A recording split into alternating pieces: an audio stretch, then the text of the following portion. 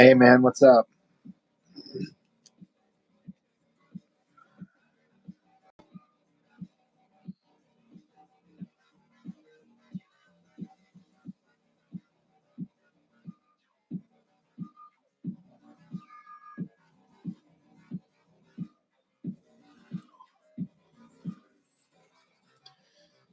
Benny Blanco, hello from Dallas, Texas. What is up?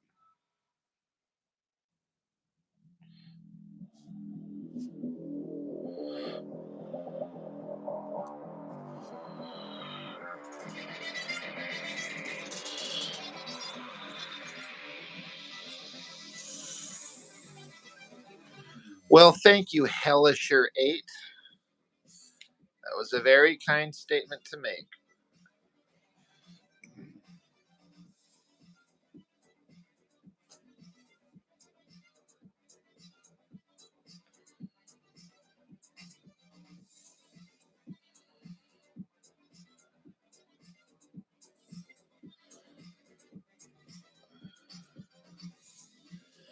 You're fighting you with your internet there, Gaten? That sucks, man.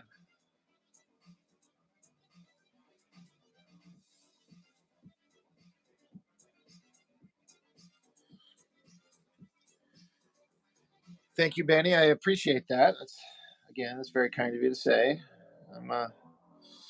I like to use the phrase, I'm just an enthusiastic amateur.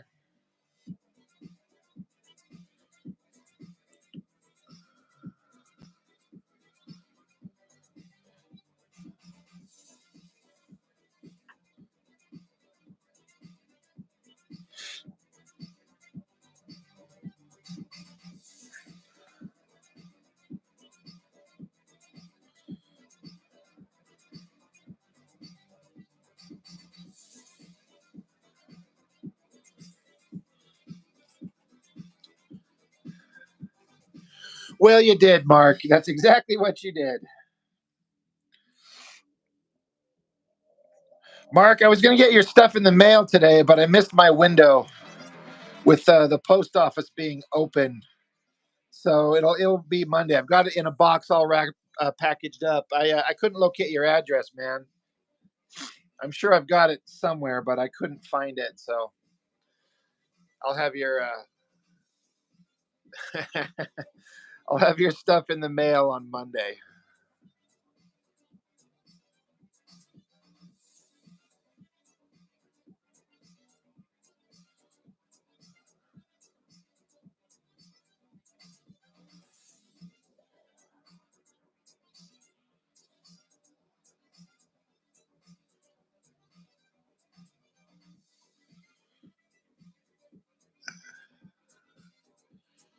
Minka, what is up? What is up?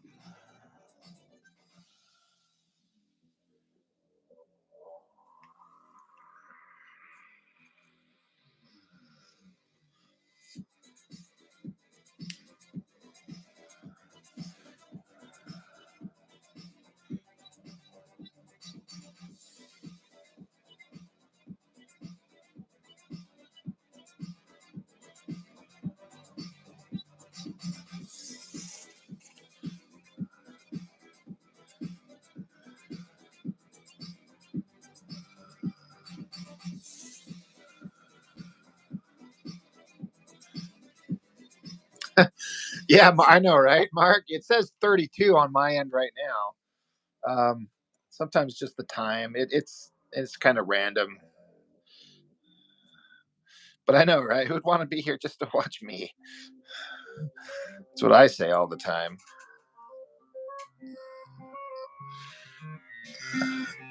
Junebug Films, hello.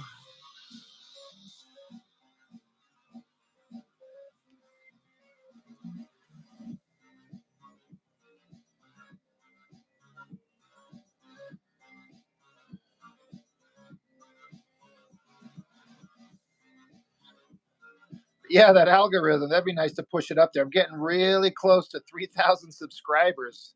I know I say it every time, but holy shit. I don't know how that happens. But I could probably hit it this in the next week or so.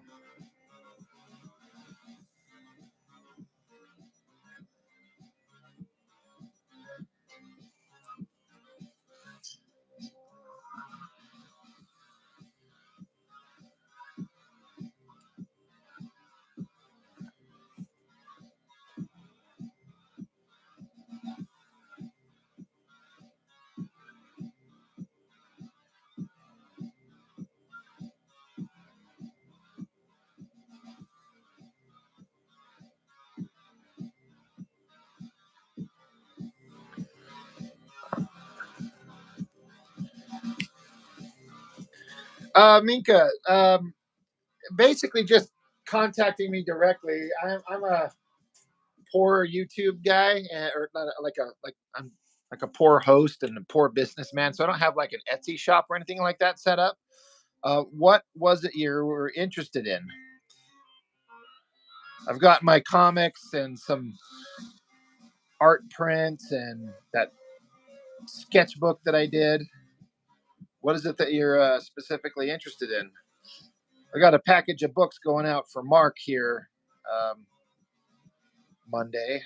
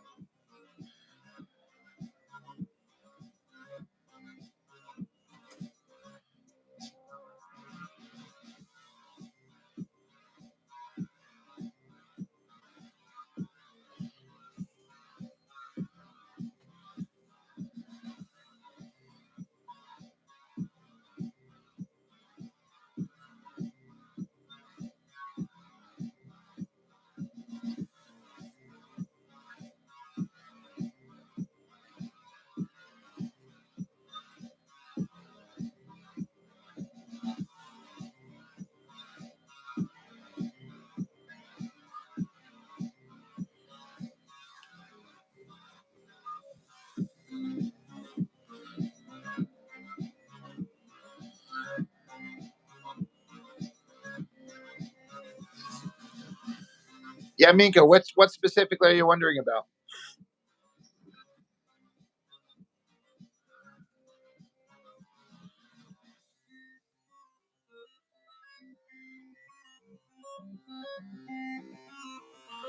Okay, yeah.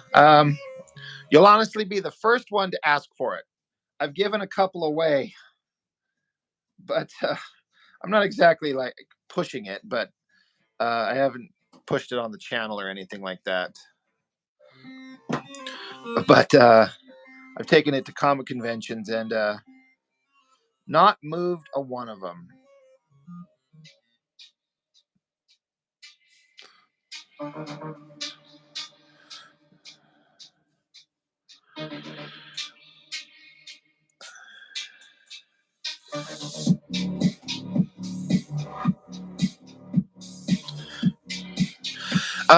What am I listening to?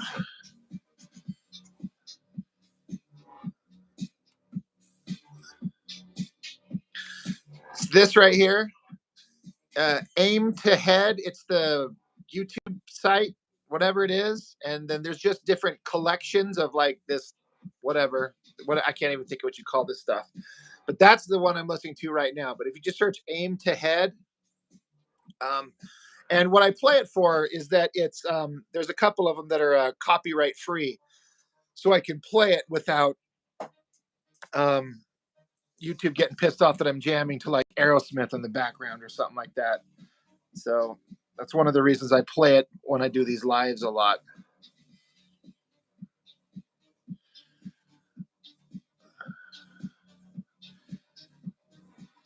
Chapstick for your coochie lips. Wow, that is a name. Yeah, Mark, I've got a sketchbook. It's basically it's like basically naked girl sketchbook. They're not all, but it's like it's female figure stuff. And I'm not surprised you haven't heard of it because I just kind of stopped pushing it. I should grab a copy of it.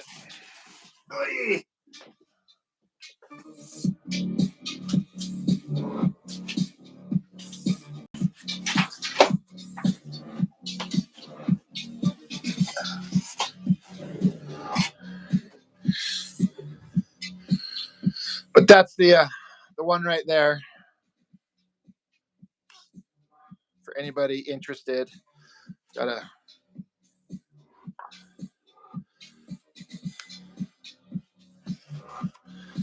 people might recognize that one, but Yeah, this cover. This was a girl I used to work with. Um, Hottest little, almost goth girl you've ever seen. And I asked her if she had ever be interested in being an art model, and she's like, "Hell yeah!" So she took a bunch of pictures of herself, and there's a whole section in here that is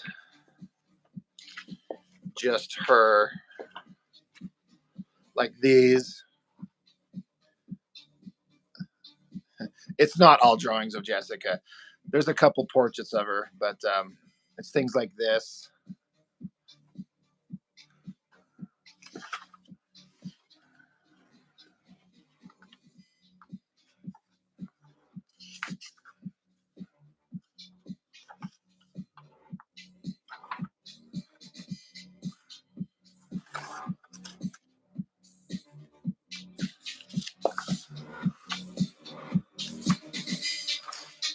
Ugh.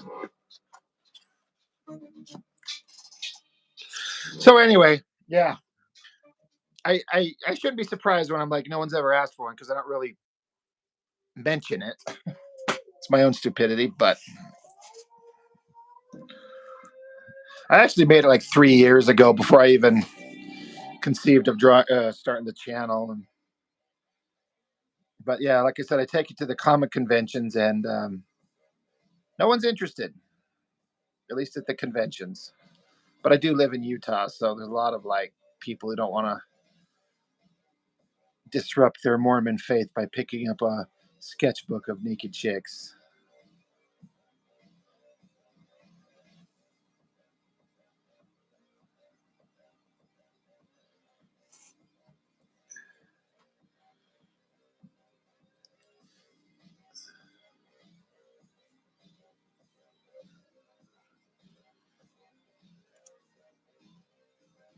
Oh, and it's $10 for the book, and then shipping.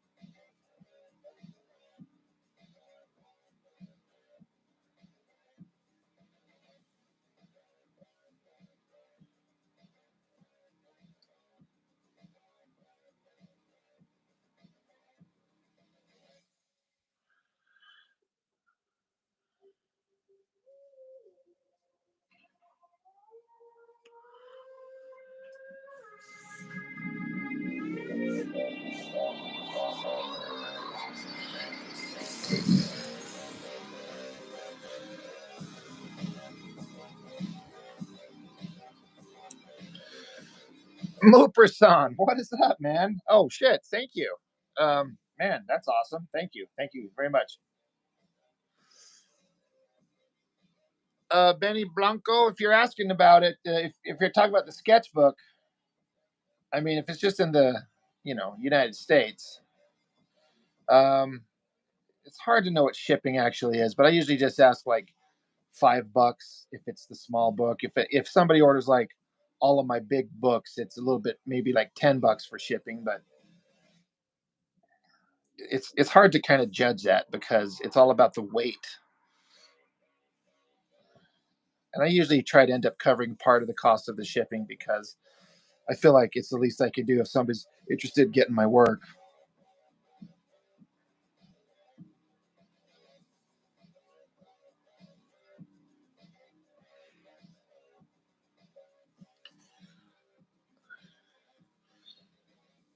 But Mooper-san, thank you, man. I appreciate that. That's always very much appreciated.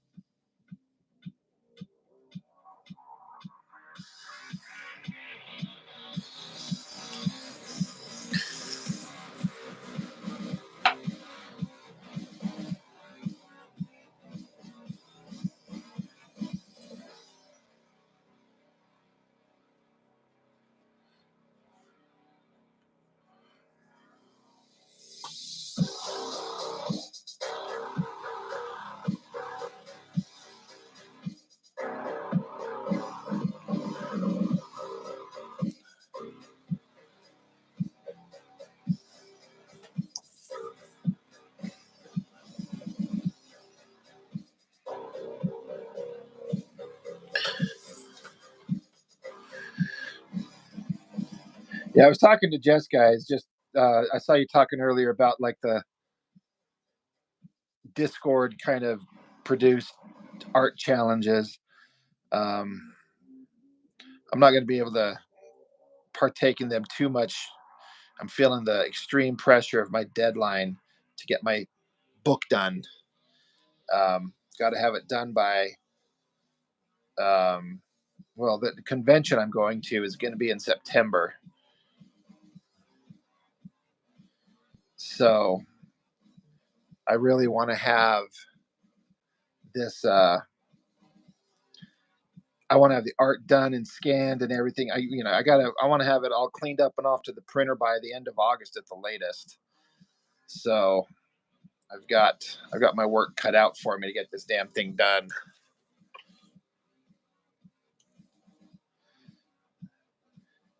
And I felt like kind of doing the YouTube channel cuts into that time in a way that I wasn't expecting. So I really have to like sit down and focus and just start working.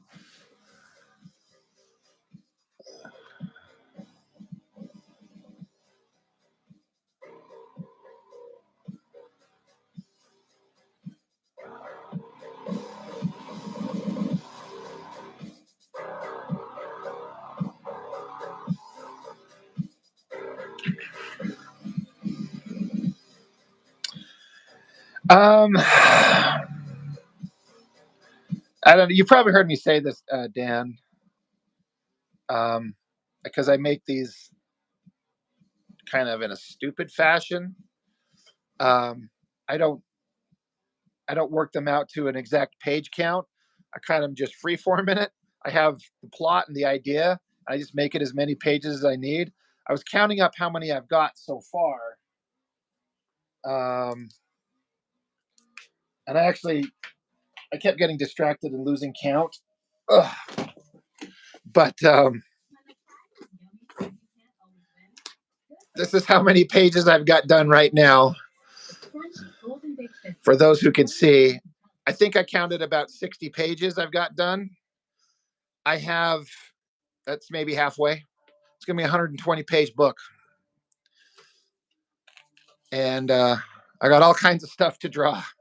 I got the fun stuff, the wrap up, like the ultimate culmination of everything. Like, if I was making the Star Wars trilogy, I'm at the end filming the space battle and the lightsaber duel between Vader and Luke. And that's where I'm at. That's what I have to draw. Ugh. So, but again, I don't have it worked out to an exact page count. I just kind of have a vague idea and I just make it as big as it needs to be. That's what she said. I don't travel out of state. I have yet to ever do that for a convention, Minka. But just here in Salt Lake City, they have a local Comic Con that does pretty well as far as size and everything like that. So it's just here in Utah.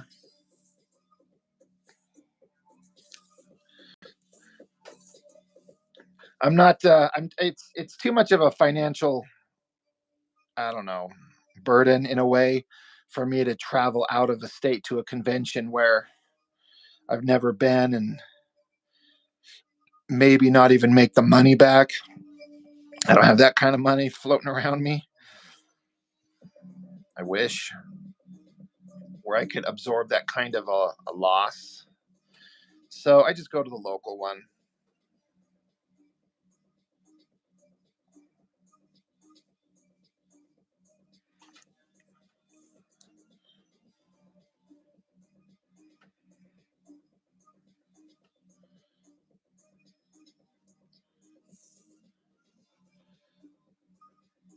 Yeah, I mean they're super fun, and honestly, these ones in Salt Lake, I go into them just for the fun of it and the experience because it's local.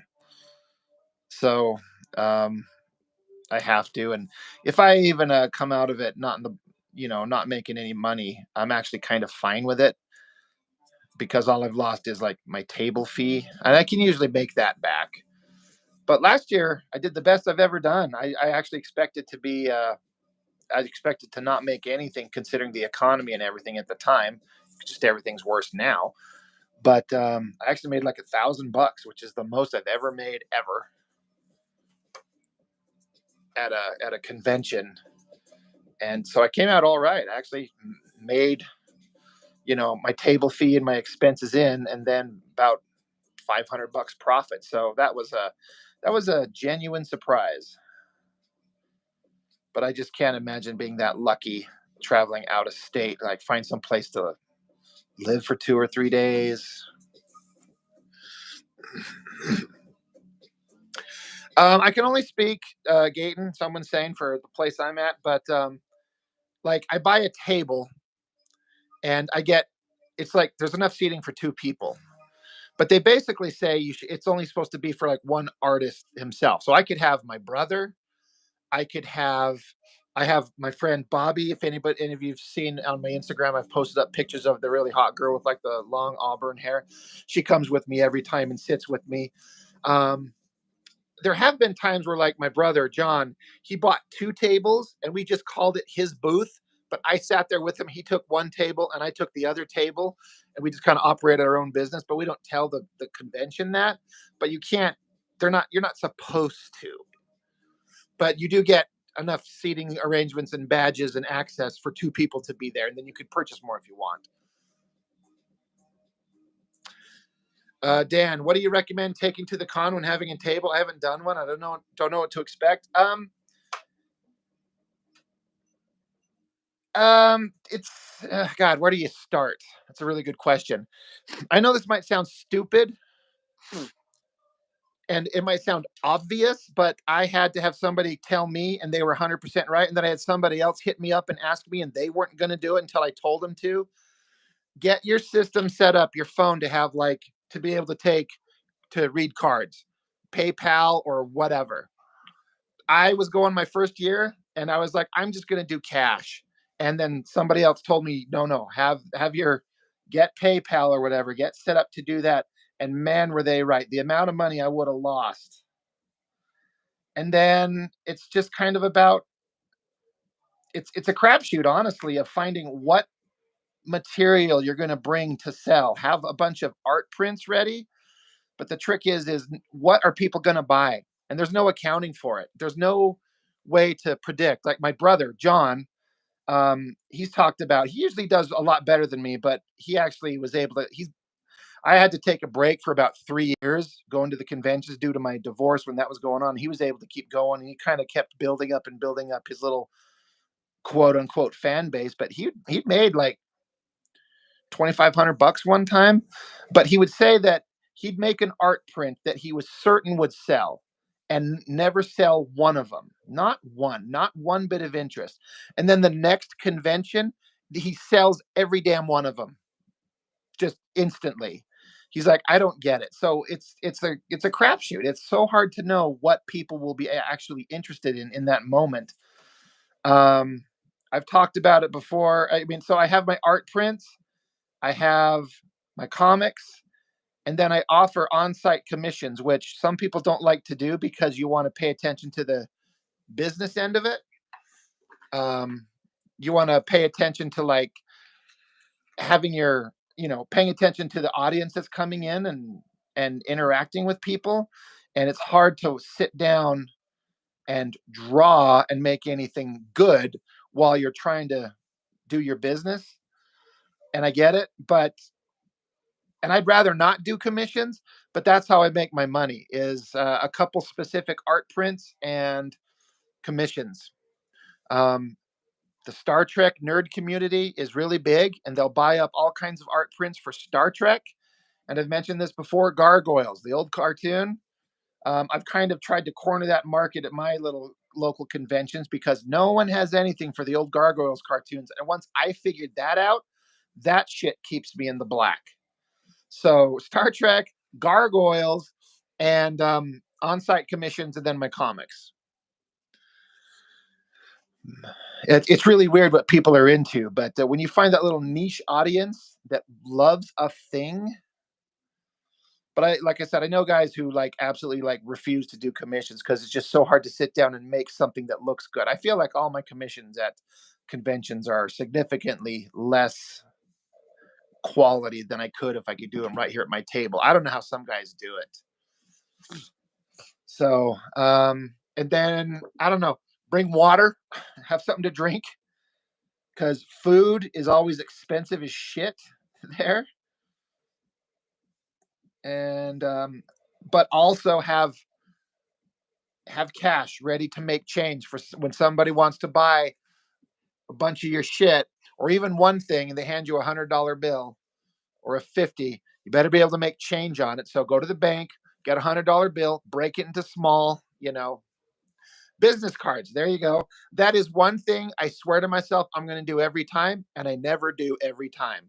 It's really fucking stupid. And my friend Bobby that sits with me, she's like, Rob, when the fuck are you going to get business cards? Every year you say you're going to. And at the end of the convention, you're like, next year I'm going to have them. And then I never do. And I really, really, really need to make that a priority. But business cards so people can find you. Exactly.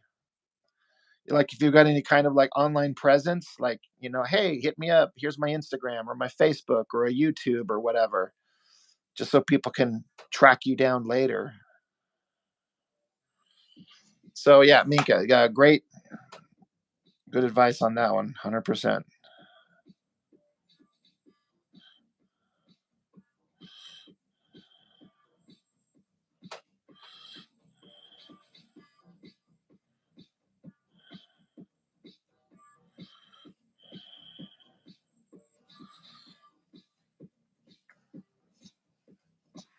And if I would suggest, I mean, if it's so nice to have someone there with you.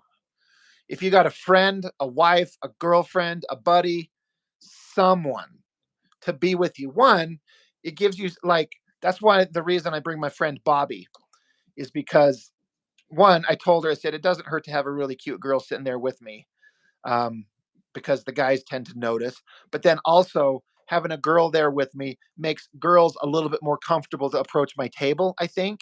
Because Bobby will have her fingernails done and her hair done, and I've had a bunch of girls come to the table to talk to her, be like, "Oh my god, I love your hat, I love your nails, blah blah blah. Oh, what do you got? What is this?" But then also to have someone like I can be working on my commissions, and she can be interacting with people. She could be telling you what you have, what you've got, what we're selling, and then I can kind of keep working. And it's someone to let you go get up and take a shit, which I prefer not to do outside at a big convention like that. But when you gotta go, you gotta go. When you got up and take a piss or something like that and leave your table, sometimes you're lucky enough to be sitting next to people that you kind of make friends with your neighbor and they'll kind of watch your table for you for a minute. But it's nice to have somebody there that you trust to run and go grab you lunch, go grab a burrito or a burger or something like that if you're going to do that, or just let you get up and go to the bathroom. So if you've got anybody that can be there with you, so you're not just by yourself, goes a long way.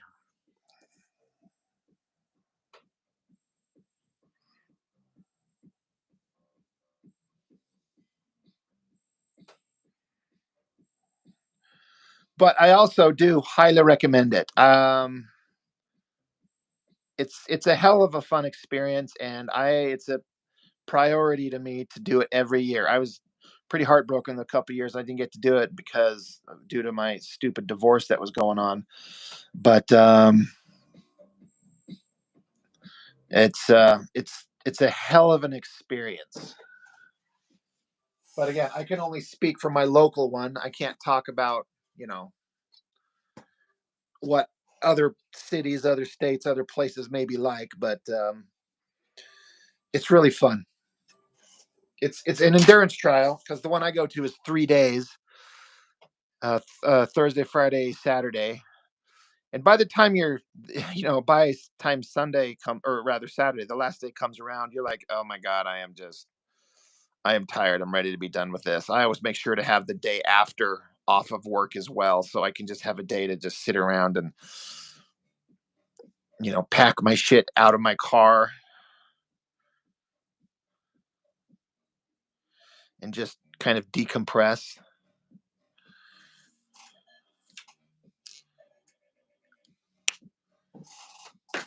So yeah, I hope that answers anyone's questions.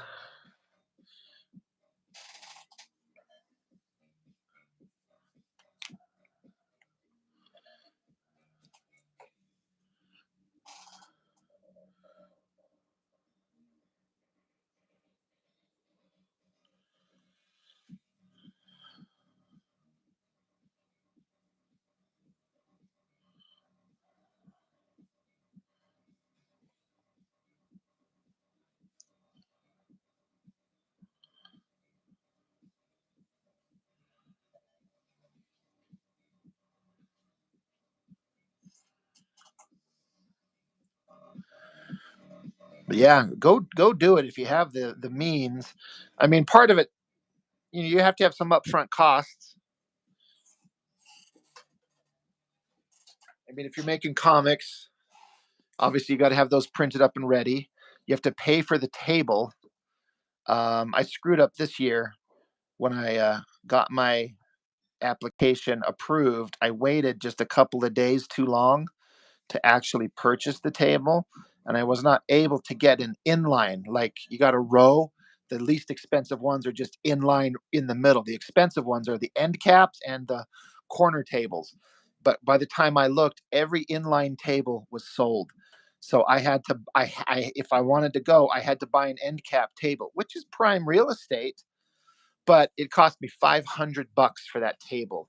So I'm like, well, now I really have to make my money back this year. Um, so it's a little daunting. And of course, I'm going to have my new books printed up. I got to have that expense, have some prints made up, maybe pay a guy to color a thing or two if I get to that.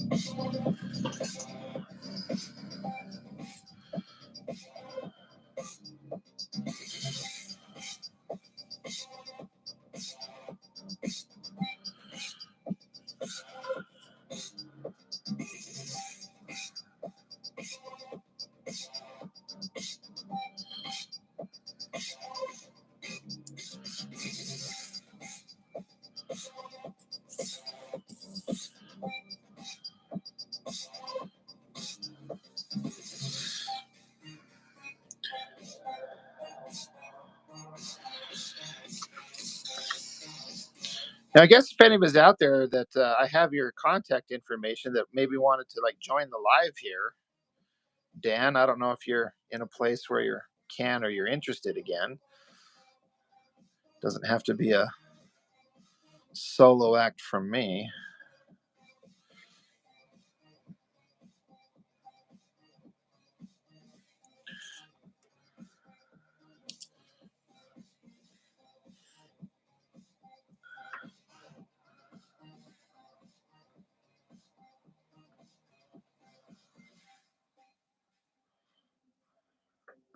That's the worst foot I've ever drawn in my life.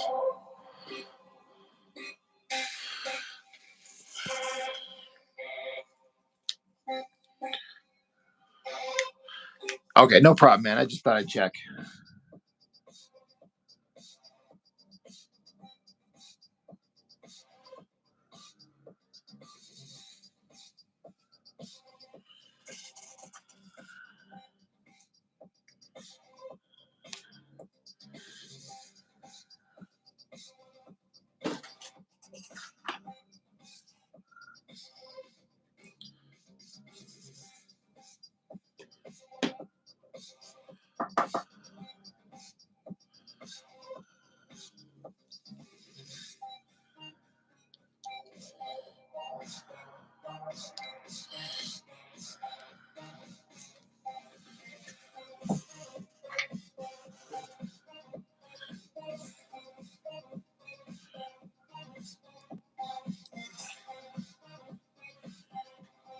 Let's see.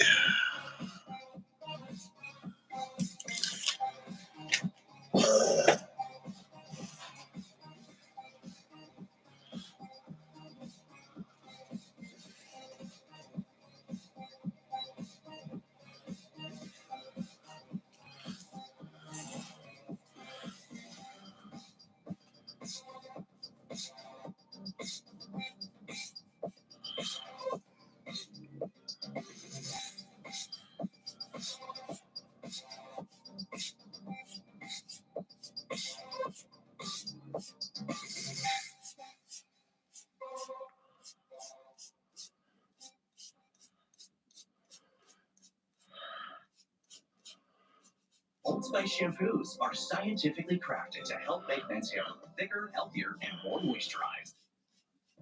Bowls are here at Cafe Rio with new toppings like avocado corn salsa.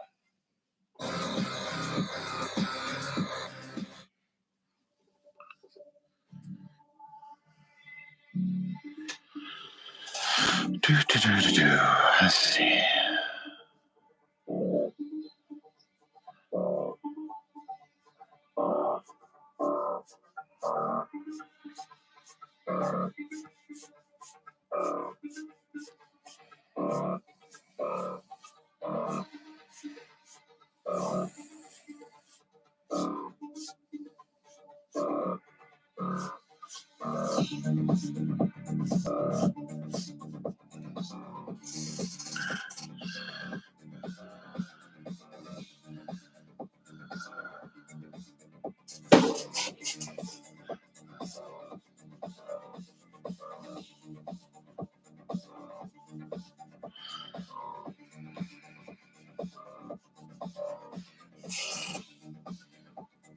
Oh, someone's saying, you say that reminds me, I actually checked for phone stands today because I picked up some groceries from Walmart.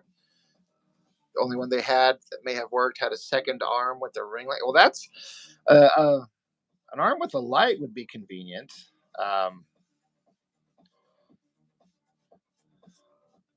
yeah, Gaten, did I send you the picture of the one that I have? I think was that you? I was talking to, right? Where like from Amazon. I think it was like $30.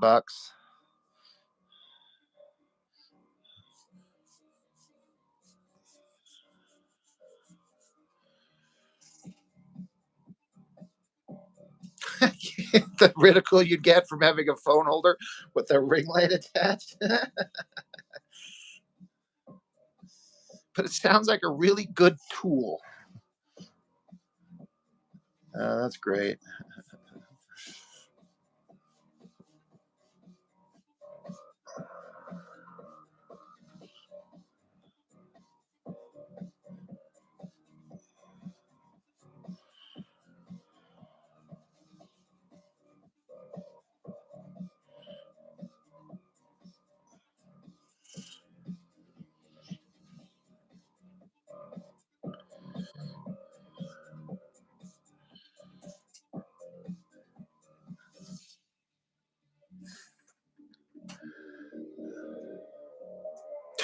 can. Be right back. Let me go hide my ring light. Oh, that's great.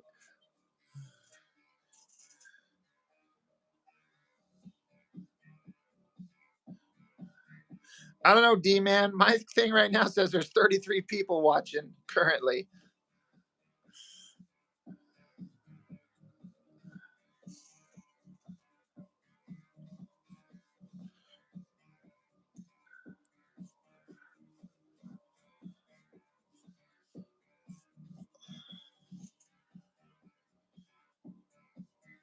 You may be living in the past. I don't know about that.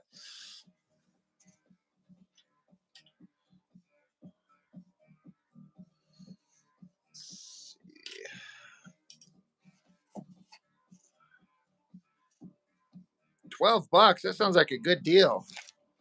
Or it could actually, or it could be a terrible deal because it's so cheap. Hard to judge.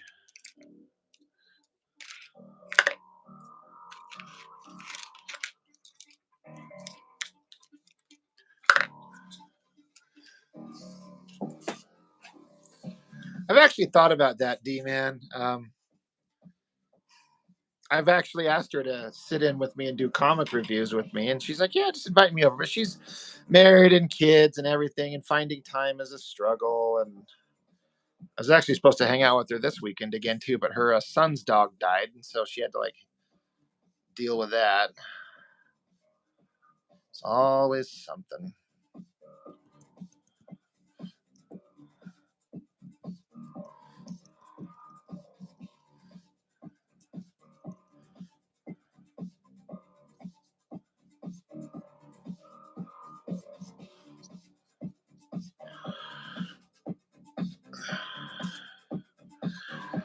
Juggernauts. You said you're just zipping by, but wanted to say good job. Well, shit, man. Thank you.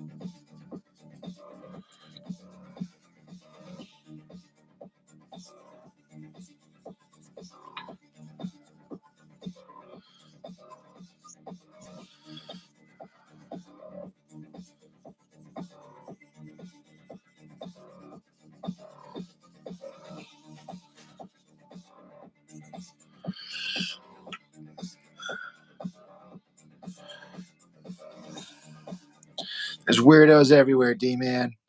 Everywhere.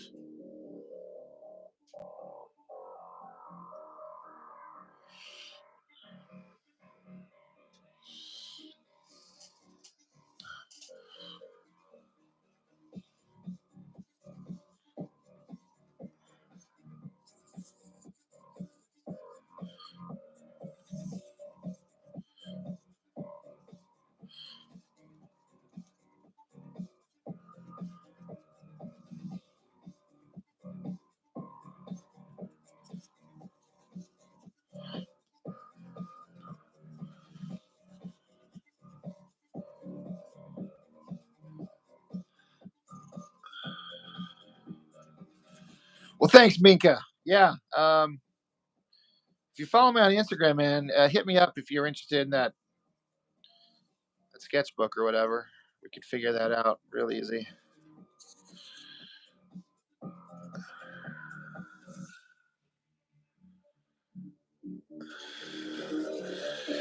Nathan Judge, yo.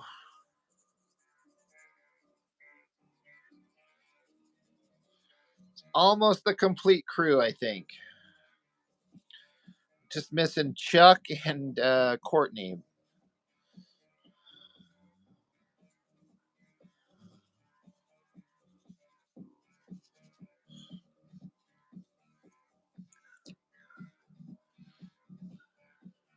All right.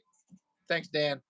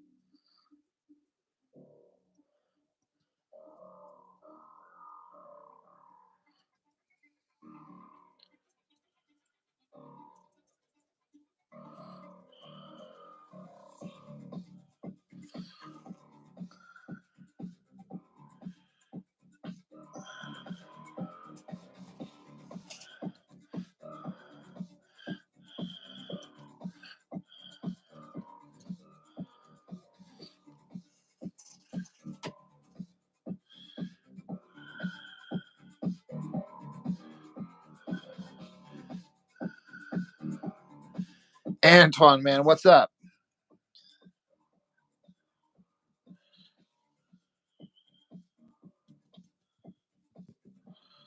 What is up?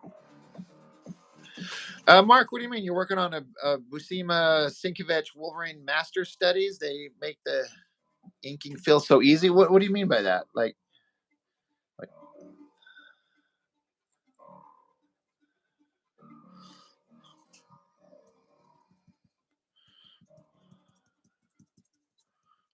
Get Febreze Car and get consistent freshness that lasts for 40 days.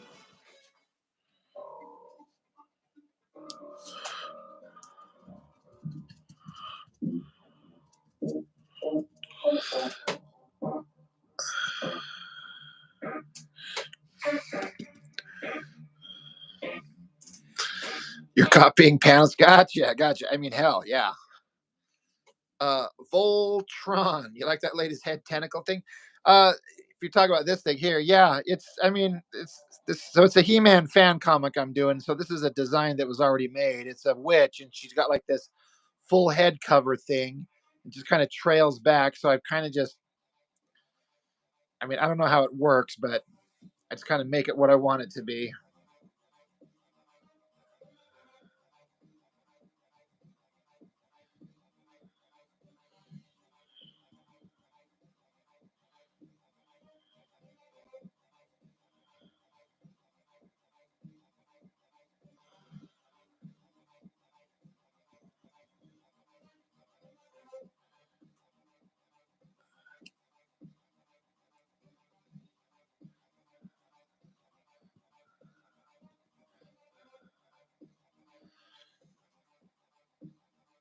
Well, thanks, Voltron. I appreciate that.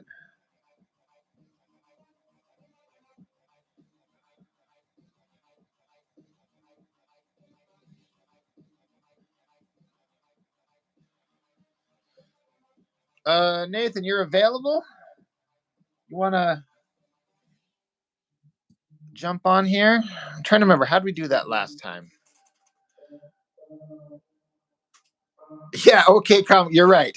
It's Orko, but female and hot, aka Shadow Weaver. 100%. It's exactly who that is.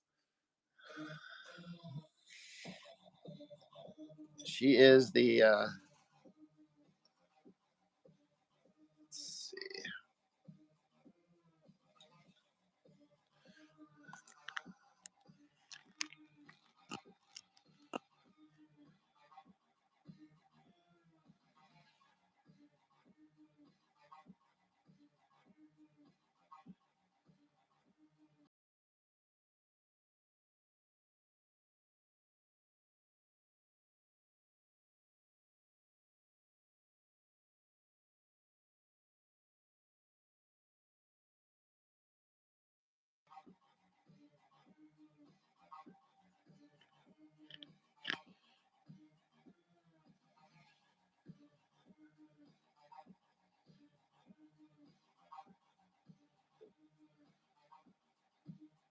Yeah, Antoine Dennison. I keep knocking page after page. I mean, I was talking about that earlier. I really have to get this thing done. So Just trying to really figure it out. Nathan, I sent a message. Let me know if it works. I think I did it right.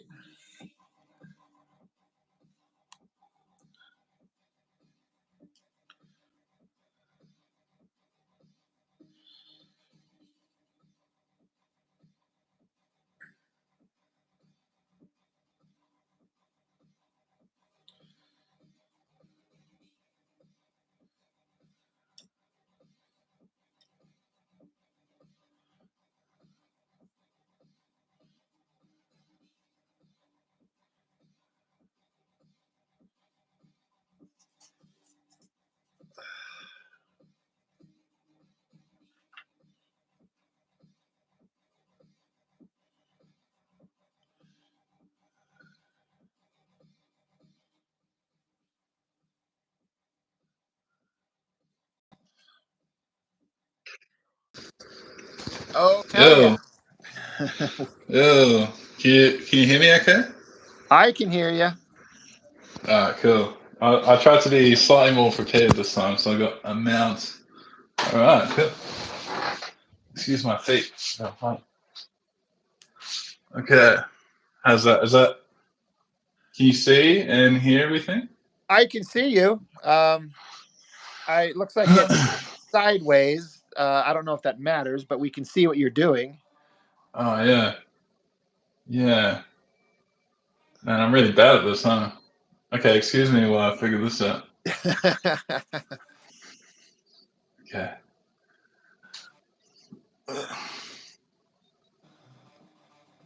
Okay.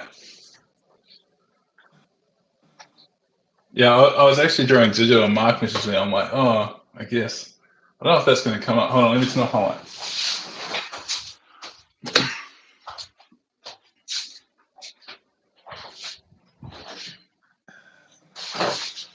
Oh. That's funny, Mark. I'm surprised it isn't upside down because you're on the other side of the world. Wow. I mean, yeah, pretty accurate, right? Right. Oh, dude. Once again, I really need to like prepare. I'm like, how do I get myself in this situation? Okay. I feel. Yeah. Okay. I don't think my screen's going to show up. I'm actually drawing, but I don't think it's going to show up on the camera. That's so annoying. On the digital screen. Yeah. Does your phone, can it zoom in? Can you like pinch zoom or anything like that to zoom in on? If that would, I mean, that's just a random thought. I don't know if that's something that would actually work. Oh, yeah. Maybe. Yeah.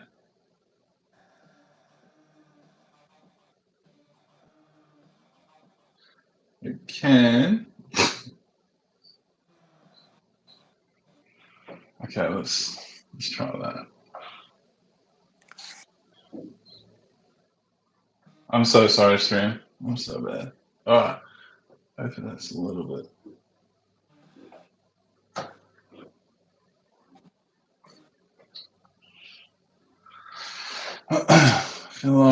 I feel okay. It's showing up a little bit more. It's not perfect, but I think you can see it a little bit. Antoine Dennison's saying, Nathan, it may show up if you lower the brightness level, but I mean, I can see it. So Yeah. I feel like I'll break something if I go any further. I get I'll that. just, He's like, if I start messing with stuff, I can make things yeah, worse. and then we're gonna go haywire. Yeah. So I didn't. I was in my own thing. I was drawing, and I was like, I didn't even think about the stream today. So you can catch me up. What have you guys been talking about? Was Jess on today? Is she not? No, Not she's around? out of town. She's on a family vacation out of state for like 2 weeks. And Ugh, the horror. Just only right. 2 weeks away. Right. Oh, And I didn't announce anything tonight. I actually kind of wasn't going to do one, but then Mark yeah. Domowitz pressured me into doing it. And so I caved. That's what he did to me. He assaulted me with a message. Like, you know, it's just, he seems like a really mean guy. I'm not gonna lie. Right. Just He's so a difficult. bully. Just a bully. Oh, that's hilarious. I'm only joking. I'm only joking. He's a nice guy, bro. You know, an Aussie. There we go. See, respect. Does my audio sound better? I've got actually like headphones in this time, so hopefully. I mean, I can hear you. Hopefully. I can hear you normally. So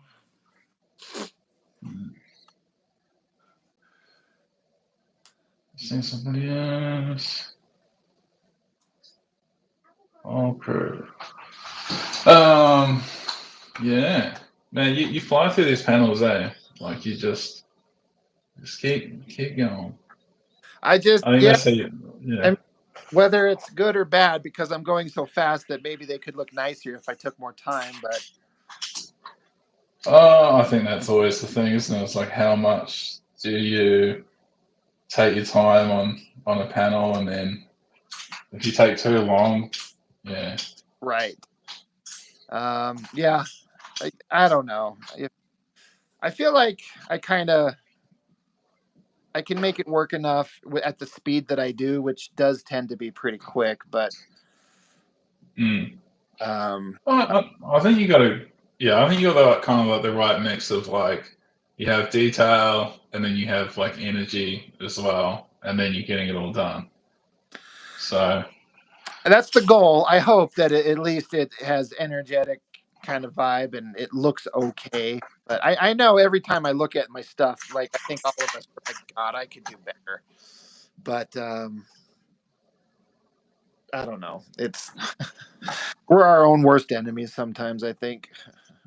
yeah, well, I am. You know, I'm like going back and like redrawing panels at the moment of my comic. I'm like, okay, because I've like in some ways I've improved just from the start when I had no idea really how to draw some stuff. I'm like, I have improved, and I'm like, yeah, I can probably fix that. And then I'm like, man, if I keep doing this, like this is gonna take me forever. I've done that a lot where I'll draw things, then come back and like I know I could redraw it better. But if I start going down that road of like I Mm, redraw the whole thing better, but then it never gets done.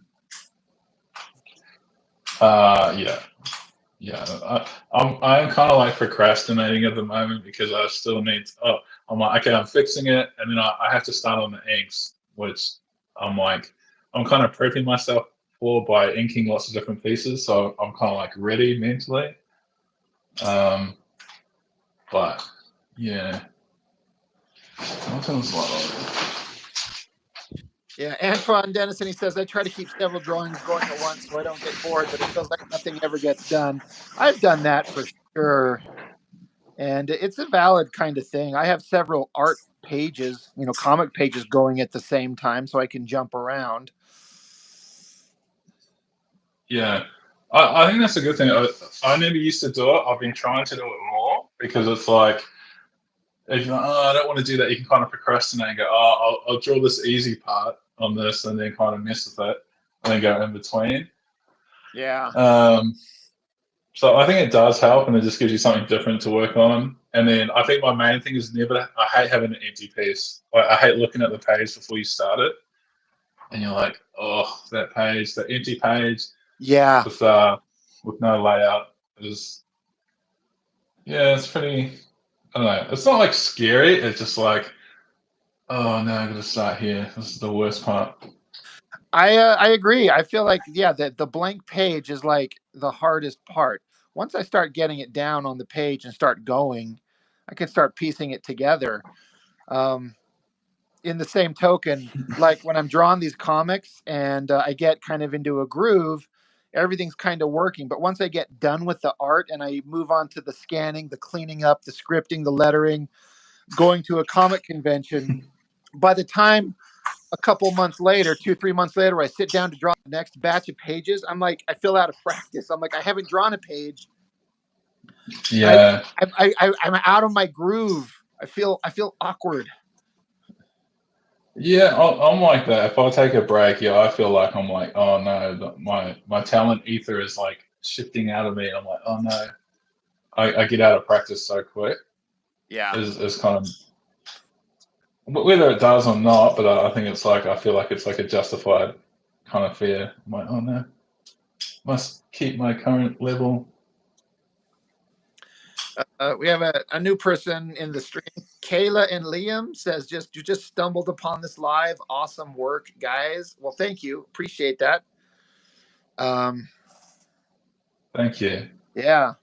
And Mark just realized today is the meme date. It's 420. But we don't know what that is. I don't know what that is at all. It's I think it's it's like, well, at least that was sarcasm, but it's like, yeah. Right. Like,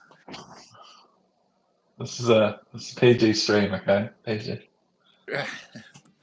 420. Well, it's just the day we're all supposed to smoke pot, right? I get. Well, it's legal in America, right? It's legal for you guys, right? I'll get jailed.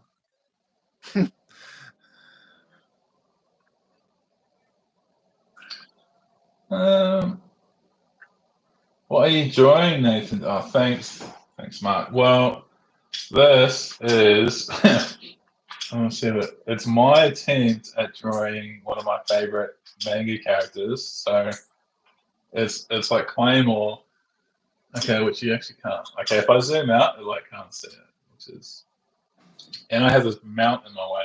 I'm really sorry. I should have prepped this. I was like, I'm not gonna show. I need to set this up in advance, right? All right, hey man, want to stream? Yeah. So I'm drawing. Will this come up? Anyone knows Claymore manga? Yeah, there we go. I'm attempting to draw her, which is yeah.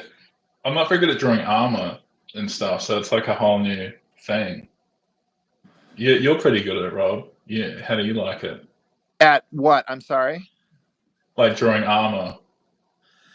It depends.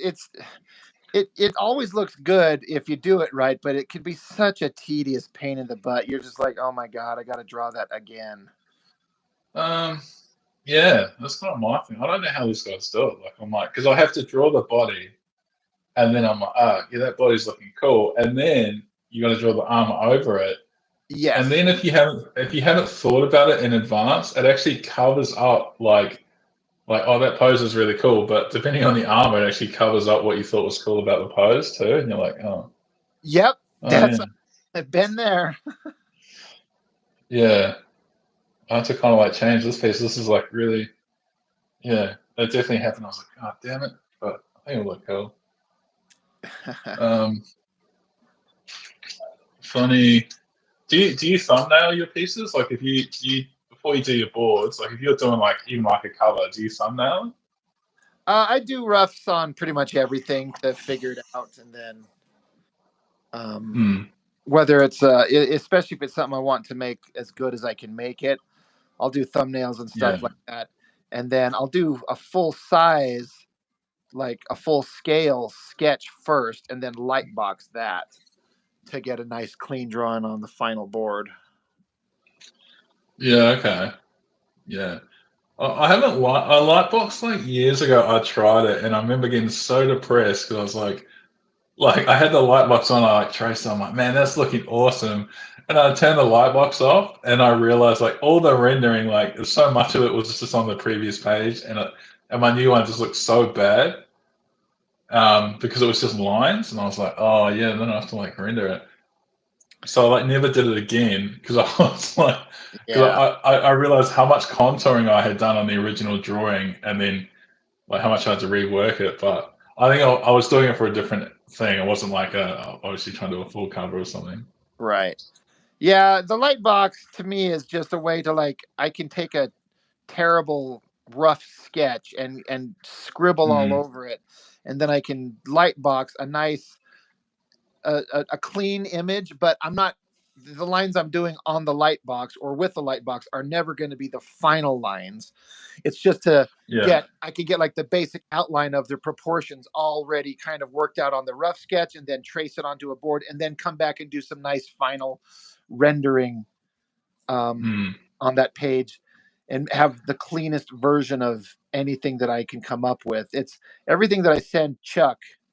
I do a Yeah. lightbox image of it because I want it to look the cleanest that I can make it, so he doesn't have to So, like have too much guesswork. because I was seeing your post about Chuck. So, what is he actually doing? Is he inking your book work? Is that what he's like He's actually doing? Or he's inking some of the pages for me. He does digital inks, and yeah. I don't know. Did you ever hear me talk about the story of how that kind of came about, or who? I remember you saying he was like an old image guy or something, like an old image inker, and he started drawing again. Is that? Yeah, basically, yeah. And then he saw how amazing your work is, and was like, I can Well, make that better. I don't have anyone say my stuff looks amazing, but he Hey, I worked said it. it. All right, I said it. You got to take it. Well, I appreciate it. He said that he saw a lot of potential, and that I've got a lot. His words were I had some fundamentals that really worked out, and so he wanted to um, get kind of back in the game a little bit, and felt like he's like, I'll help you out. I'm like, fantastic, thank you. So it's really awesome. It's really a humbling experience. Yeah, no, his stuff's definitely. It's very clean. Like I've seen. I haven't seen all of it, but I've seen like I think most of the things you posted is pretty. Yeah, it's pretty nice. It's like interesting the differences between your guys' stuff. Like yeah. My stuff looks really rough and sketchy, but in a way, sometimes his does too. But it's also very clean and precise. It's this weird balance. But he's an artist. He's been working and he's been doing it for a long time, so he knows what he's doing. And so it definitely has a different vibe. But I still like it. So I feel like that sketchiness sort of thing has kind of come in a bit more. Like it's like more in vogue. I don't know if it's because I'm looking at different artists, but yeah, I used to be like, okay, these pencils are going to be so clean. This final line's got to look like perfect. And I have old pencils that are like, so like it's so clean, but it's like so stiff at the same time. Yes, and I agree. So I feel like that's changed a little bit. I feel like there is a little bit more sketchiness, coming in that people do appreciate. Well, the technology has caught up to a point where if you understand how to use the tools, but you still have to have an artistic mind, but you can make it look almost indistinguishable, I think, from real ink lines.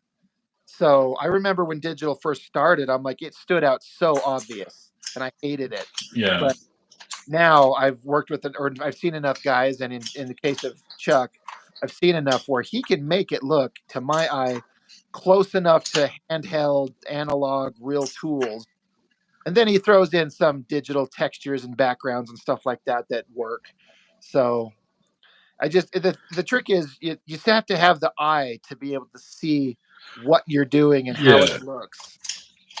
I think you have to understand the medium. Like, what is this like supposed to look like? On paper, if you have that fundamental, you're kind of like, this is what it should look like. I find it's really hard because it's like, the digital is almost like too clean and too smooth sometimes. And then a lot of digital artists, I find, they treat it totally different. Like they'll kind of go to colors. They'll use a lot more colors instead of like inks and stuff like that. So it ends up finished a lot differently than it would like a traditional piece. Yeah, very true. And just generalizing, its not talking about everyone. Yeah, in that case, it kind of becomes its own thing, and it just makes me appreciate. I'm just a student of and appreciate old school handheld, like black and white ink on paper kind of look, and that's the look that I want. And I'm not saying that having a problem with digital. It's just I know what I want. I've definitely got like I think everyone has their preference. I definitely, I just see so many ink pieces. I'm like, man, those inks just look like crazy. I love how like the black pops and you see it, colors and stuff, and it changes it. Like it even changes the tone, like how you perceive it. It's like I'll be like, oh, that's a really kind of it has like a mood to it or like a feeling. I'm like, that's like really dark, and then the light's coming through, and you see it colored, and it's like it's like it changes that feeling. It's like you have a movie scene, and then they light it differently, and you're like, oh, that's weird. Yeah. Yeah.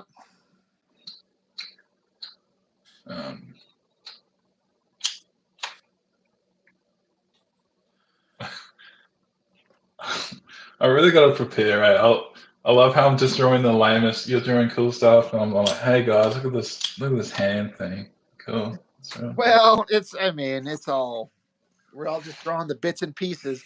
I think you were saying earlier, like, I think you were saying something about like it's easy to kind of get caught up on a page and like you just start only wanting to do the fun stuff.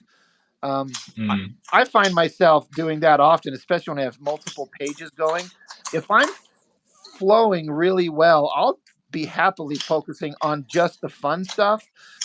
Because if it's coming out well, if it's working, then I'm like, just run with it because it's got to be inked anyway. And if I'm feeling good about it, the fun stuff needs to look good. And then the boring stuff, like background stuff, you can get that later when you're, have the time. But yeah, if you're feeling, that's why I like having 3 or 4 or 5 pages going at one time. If I'm kind of feeling it and the tools are working right, I'll do nothing but all the cool stuff. And it works. Yeah, I don't know. I'm too scared to work like that. I have to I'm too much of a completionist. I'm like, okay, I need to finish that page and get it done before I can and then just stop thinking about it. Yeah, I get it.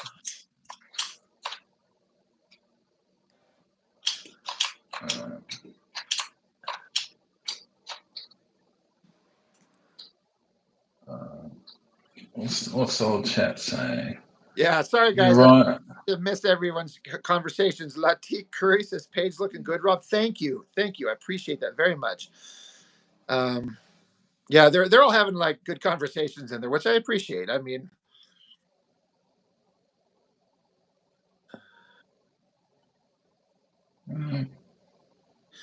Anton, you're asking Rob, are you referring to that comic Shatter by Mike Sainz? I have no idea what that is actually. So, yeah, I don't know what that is. I haven't watched your video. You did the Warren Ellis. Is it The Authority? Is that the one you just did? I did Planetary. Planetary, yeah. Sorry, yeah. That's like one of my favorite books. I was like, oh no, should I watch this? Is he gonna decimate it? I love it so much. It's one of my favorites ever. And the thing that sucked about it most, reading it in real time, is there were massive delays in between. Oh right, okay. Like, who's the artist? Is it Simon Cassidy or something? John Cassidy, yeah. Because that's the only thing I think I've actually seen his art on. I've never really followed him past that. Yeah, he did a good run on X-Men. My brother's actually doing a series of the astonishing X-Men that he drew with Joss Whedon, the TV and film guy who did Buffy the Vampire Slayer and that type of stuff. Yeah.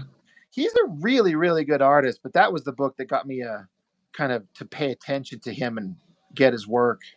That Planetary is just, but yeah, it took so long to finish because I think Warren Ellis had a bunch of, I remember somebody asked him, like, what is his thoughts on it after the fact? And he says that it's hard for him to look back on it with fondness because so many difficult moments in his life were going on. Like his dad died in between writing it. And so there was just some negative memories associated with it. That's the last thing I remember him saying about, is that so many negative things happened that he kind of has a hard time thinking on it with fondness. But my God, is it my favorite thing he's ever done. Now, I've not read everything he's ever done, but out of everything that he has done, that is my favorite by far. Yeah, I haven't read a lot of Ellis. I had like he did what is that? He did a Wildcats run, I think, with Jim Lee. And they did a reboot. It's like a newer one. I think he did it. I think he did that run. I don't Um, think. Oh no, uh, you're right. You're right. You're right. I'm sorry. Like in yeah, recent. that's right. I'm right. I'm so good. No, I'm joking. I'm probably wrong. No. He did do a kind of a reboot with the Wildcats at DC, like a Yeah. Wildstorm thing.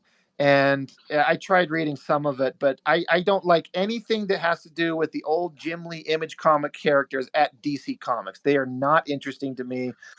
I am not interested in the Wildcats running around with Superman. So Yeah, it is weird. I think essentially they just rebooted it, so they just ignore all the old history.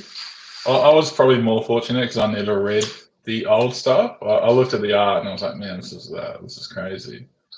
And because it's like I kind of came in way late. I didn't start reading comics till 2015, 16, oh wow. and then yeah, so I came in way late in even my life. So I was like uh, 27, something like that. So I started reading way late in life compared to most of you guys. Um, I think that was just due to not having exposure to it, and I'm from New Zealand as well, so Kayla and Liam. So yeah, there was just no stores. You just didn't see it. We didn't have that exposure to it. Right. In the comments here, real quick, Latik Curry says, "Yo, Rob, my favorite episode, the review I did is I did that Haunt series. For anybody who remembers that, it's when McFarlane and Robert Yeah, Kirkman teamed up to create a new character that was Spawn meshed with Spider-Man, and it sucked. It really sucked. But like this character, he fired like ghostly ectoplasmic strands from his fingers. I never thought about it like that until you said it, and I was like, bro, you're pushing that, man. I like this comic, but yeah, kind of right. But I just called them finger jizz, is what, and that's what and Latique Curry is like saying is was his favorite episode that I've reviewed because I'm like this character's firing like these strands of like white gooey shit all over the place. I'm like, all right, finger jizz it See, is. I thought he was just like a kind of like a Spider-Man Venom amalgamation because he just turns into like a white Venom. You know what I mean? Like I was just like, okay, this is cool. The design's cool. Yeah, and that's fair. I just thought because it was like it's McFarlane and it's like a his dead brother's like it's a guy and his dead brother's spirit possesses him, and so it's like a costume covering him, and that's Spawn, which is again very similar to Venom, like a Yeah, living costume. So I mean, I don't know. yeah. I think I you're think right. they're just like, okay. I think here's three ideas that have worked. Let's do them all together. What could go wrong, right? It's like, Right. yeah. Yeah. But I actually liked it. I've referenced the artwork so much time because that's a weird book because it's actually from what I've read, it was Capullo that did the layouts, Yeah. and then Ryan Utley did the pencils over the Capullo layouts, and then you have McFarlane inking. Yep. Exactly. So it's like, yeah, it's kind of unprecedented. Like I was like, man, you don't Oh really see like three big shots like that doing a book. yeah. It's the only way that Otley could fit it into his schedule because he was in the middle of Invincible and he did not want to give up that gig. But I'm sure the prospect of like because Otley idolizes McFarlane, especially as a kid. And so now you have the opportunity to draw a book with McFarlane inking you that he helped co-create. He's like, how can I make this work? Well, if you get Greg Capullo to come Mm, along and do all the layouts, all he has to do is sit down and pencil it and then send him off to McFarlane so he can get it done quick. And I think he only did 4 issues and had to give it up. And then Capullo took over. But the book mm. never was interesting to me. I couldn't be interested in it. I thought the story I was like meh, the story was meh, but the artwork I was like I really like the way it was rendered, and I like how Capullo. I like a lot of the faces he does, like how he does the eyes and stuff like that. So I was really, yeah, for a while I was like really trying to sort out faces, and I was like, man, how can I? Um, yeah, it's kind of marrying realism with cartooning, and like Capullo does it so well. and I was Yeah. like, man, how does this guy do it? I And I actually. still don't know. Oh, sorry. Go ahead. No, that was it. I was just saying, I still Oh, don't know how to do it. It's too good. I've actually met Ryan Otley. He lives here in Utah, where I live, and if he knows me enough to recognize my face to remember my name when he sees me. Okay. Years ago, when he first started Invincible, I sent him an email saying, "Hey, I see you live in Utah. Just an aspiring artist. Is there any way I could ever come meet you sometime?" He's like, "Sure, come over to my house." So I went over to his home, met him and his wife at the time, and got to see pages on his art table. And he was so good. And this was years ago. I'm talking 20 years ago.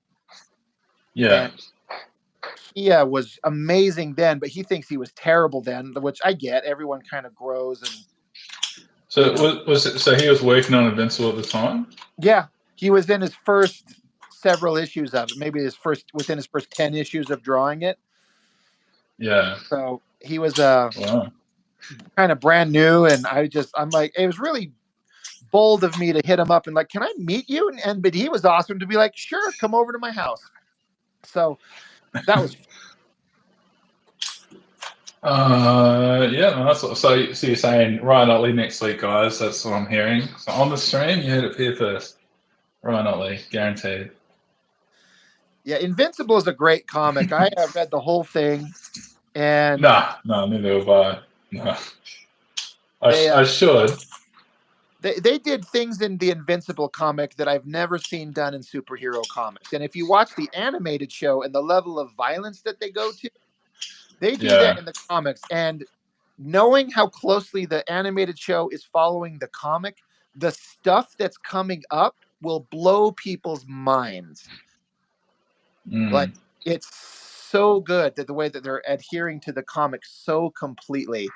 Yeah, the animated show, I'm extremely shocked at how good it is.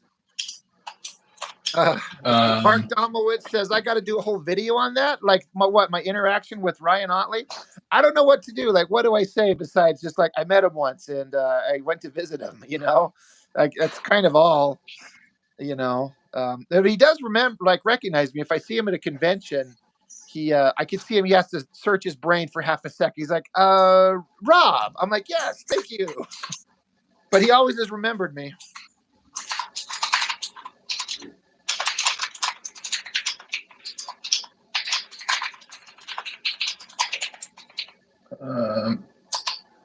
I think that's cool. Like, I don't think I've met any. Yeah, I'm just too far away, so I've never met any anyone. So I've met you, Rob. There you go. Well, I'm nobody, so. That's good. Nah, it's cool. I was gonna say something. I totally forgot. Oh yeah, because we're talking about layout earlier before we got totally sidetracked. So yeah, I've started to do that because like doing thumbnails for my layouts, if it's like a one-off piece or like like because I'm noticing like I'll just keep going. Like I'll draw the figure. I'm like, yeah, that's cool. And then I get the figure done. I want to put it into a background, and then I'm like reverse engineering this kind of background into it. Right. And then I have to and you're like, oh, how can I like fake this perspective because he's not technically, on this plane, but like, if I just draw this here, maybe. And I'm like, this would have been a lot easier if I did it at the start. Yeah, I see some complicated drawings that some artists do, and I'm like, how do they figure this out? Where do you even begin with some of these things? How do you figure it all out? Just, I do not understand. Yeah. I think you're seeing the end process. Like that's what's so hard about. I love seeing work in like WIPs or work in progress because it's like sometimes you just see the end pro and you have no idea how people got there, and you're like, oh, they must have just drawn that and then just inked it, boom, and it's like, no, I think there's a lot more planning. Even then, some artists will say, I think there's like, well, yeah, to plan this out, or this piece just sucked, I had to rework it. So I'll show. So this is If I can see. I have to like look at the screen because there's a delay. So the actual piece for this I'm working on, I thumbnailed on this little piece of paper, and I was like trying to figure out the pose because it was a really tough pose. And then I was like, what angle can the sword be on? So it was really funny. I actually drew it at work really, really quickly, Yeah. trying to get a cool pose that I was kind of happy with. And I was like, man, that actually worked out cool. And then that is the leg, the original leg. But like, okay, that's totally wrong. So I have to redo the other one. But that was cool. And then this was like the other version. I was like, okay, I kind of like it, but it's not as nice. Like it doesn't quite have as much energy, and it's really hard to fit the sword in because she's wearing a claim or holding a claymore, which is like the size of her body, because that's how anime works. Right. I was like, she can swing this, right? I mean, she is like demonically superpowered, so you know, It works. why not? It works, yeah. It was. And then I've got another piece. No one steal this piece because it's totally original that I've never seen anyone do, as long as you don't look at Dune or anything with a desert or Star Wars. But yeah, trying to work out the perspective on like having a big sun in the background and this kind of figure walking towards you, which no one will be able to see. No one's going to know who this is. But my idea is for it to be Cable, is because Rob likes Cable so much. Thank you, Rob. You're always saying how much you love Cable. He's such an original character, lots of depth. So yeah, and then he's like walking towards you. Huh? I do like the character of Cable myself. I know. I just like to just keep bringing them up. So I was thinking, look, the chat wants to hear Cable talk. All right, that's what they're here for. Just gonna read. Yeah, I'm here for. I like how I do zero drawing. When I'm so bad at talking and drawing, so I'm sorry anyone who's actually. I know you're not here to see me draw anyway, so it's actually good. Everyone's here to see any art being created. People tend to like to see art being. I'm just sitting here drawing in border panels right now. Well, I mean, I'm done now, but I had to rule borders. What size are your panels? So it's 11 times 17. So you take it right up to the edge. I used to like, it's 11 by 17, and then traditional comic art is a image size of 10 by 15. But I just kind of eyeball this edge. It's not a quarter inch. It's not even a half inch. I just kind of eyeball it and just leave a border this thick around all sides, and then just go from there. I don't stick to any kind of like rigid kind of panel layout. I just try to maximize the use of the page. I don't like drawing off the page too much. No, that's yeah, I just can't. That's like the biggest thing I see is like, especially people who are like, I guess like learning, and I say this as like I don't know how to draw comics, and it was to me, but like just crazy stuff like panels like merging into each other, and it's like sometimes you just don't know how to read something. You're like, is this left or right or down? And I'm like, sometimes I'm like, this is like the drawing's good, everything's good. If we just like calm down these panel borders and we're just like, okay, let's just keep it, 1, 2, 3, 4, do a Z pen or something. Oh yeah, I see that all the time where people are trying so hard to be crazy with their panel borders and their panel layouts, do crazy stuff, and they're overlapping, and it becomes like I can't read it. And I'm like, to me, it's like this means you don't know how to do the basics and keep your storytelling clear. So it's like you have to understand the basics first, then you can push your art into like a crazier realm. But you got to understand the fundamentals. It's like figure drawing. You got to learn how to draw the figure normal before you can abstract it, I think. Yeah, I definitely agree. And once again, because I'm bad, so yeah, I've made many a mistake, and then Yeah, even now I don't know like full muscles, so I just try to fake my way through some muscles. I'm like, yeah, okay, let's insinuate that one. I mean, you don't have to like a person. I don't think has to have like a flawless understanding. It's just the basics need to kind of be there. But as long as your storytelling's clear, and Yeah, the the the structure is at least kind of basically sound, it doesn't have to be photorealistic accurate. It works. yeah.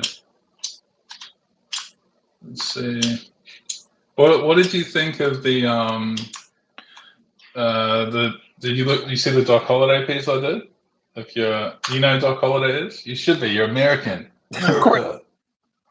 Hell yeah. I'm sure that oh, okay, yeah, I was gonna say I got to see it. Did see that. Yeah. Yeah, no, it looks really good. Yeah, was that just something you were doing for just fun? Yeah. It's me. It's actually me. I'm trying to work out how to do blacks a lot better.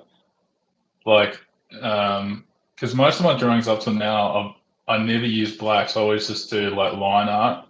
Sure. Unless it's like an actual black, say if they're wearing black pants, then I'll make it black. But I never use it really as like a heavy shadowing technique. So I've been trying to use it and in a way that I'm happy with. So it's not just like I hate having a plain black. Like if it's just filled black, I'm like, oh, it just looks awful. So like trying to get that texture in there, which is something you do, like all that image stuff where they got that light kind of bleeding into it and like insinuating like bounce light and stuff like that. Right. Yeah, I think it's like awesome, but man, it's so hard. It's a tricky thing to do right. I agree, 100%. So yeah, this is like did this earlier, and this is like actually a really stylized face for me, like a pointy. Really pointy nose, but I didn't actually really like it. So I was like, I'm just going to keep it. It's, it's not realistic at all, but I thought it was kind of cool. Well, sometimes those little accidental mistakes kind of like give it a life. You're like, oh, wait, I didn't mean to do that, but I actually kind of like it. Yeah, that happens. Yeah. It's so funny. I'll show you with the stupidest things. Like even drawing, probably the hardest part. I was like, okay, I got to draw this gun, pistol in perspective on the body, and like no, I guarantee like no one really looks at it that much. And I was like, okay, I got to try to get this right. And like, yeah, I just find it interesting. The stuff that no one really looks at is like probably some of the hardest parts sometimes. I get it. Yeah, I agree. I feel the same. Antoine Dennison said, "Yeah, he'll take good storytelling over brilliant skill any day." That's fair. I think brilliant storytelling is a skill. Yeah, I think it means art skill. I'm assuming. Yeah. Mark Domowitz says, "Tell me what you think of Unforgiven if you watch it, Nathan." Oh yeah. I think I've seen. No, it's like another one. Yeah, I've got to watch it. I keep confusing it with like another one, and it has the blonde chick in it, and she's. I was like, is there one with Leonardo DiCaprio when he's really young in a western and Gene Hackman? Yeah. God, I'm trying to remember the name. They'll tell us. I think it's a Sam Raimi film. Is it? If it's Raimi, I'll watch it. I love Raimi. They'll tell us here in about 2 seconds. Yeah, I think it's Sharon Stone. Yeah, that's it. I've seen it like once years ago. It didn't like stick with me, but just real quick, Kayla and Liam says, "This is so interesting. How often do you go live?" I usually have my regular video partner Jessica, and we usually try to do Thursdays, 5:00 our time, and then we've started doing these kind of late night Saturday ones. Or early on a Saturday for us. Oh yeah, you're on the other side of the planet. The other side of the world, right? Yeah, Jess is the one you want to tune in for. I think she's a lot more interesting than. A lot more interesting than me. That's what I'm saying. The thing about she actually draws and talks. Like that's a skill, which it's kind of a learned skill. Yeah, it's like how to sit here because sometimes you have to focus. But it depends on the kind of drawing. I try to, like there are I think times if when I I'm was drawing and I can't inking, focus on it and I can't talk. So I find that yeah, at things I can just kind of mindlessly noodle away no, on in a way. yeah. I think I could ink if I had a piece I need ink. I'll be like, okay, I'm gonna ink on the next one if we ever do another one. That way, I don't have to think about it as much. Right. Yeah. But if But I'm doing yeah, like thumbnail layouts to my storytelling, I can't be distracted. I yeah, have to in my head. that's right. Yeah, I can't even listen to music. Like if I'm working out the story, it's so hard. Like yeah, I can't even really have the same thing because it's like I have to sit there and like kind of envision it in my head somehow. Yep. And then go, I can't draw that, so I'll water that down just a little bit. All right, and then that's what we're gonna do. Right. Yep. You're right. Oh, let's do some inking so I can pretend like I'm doing something. Um,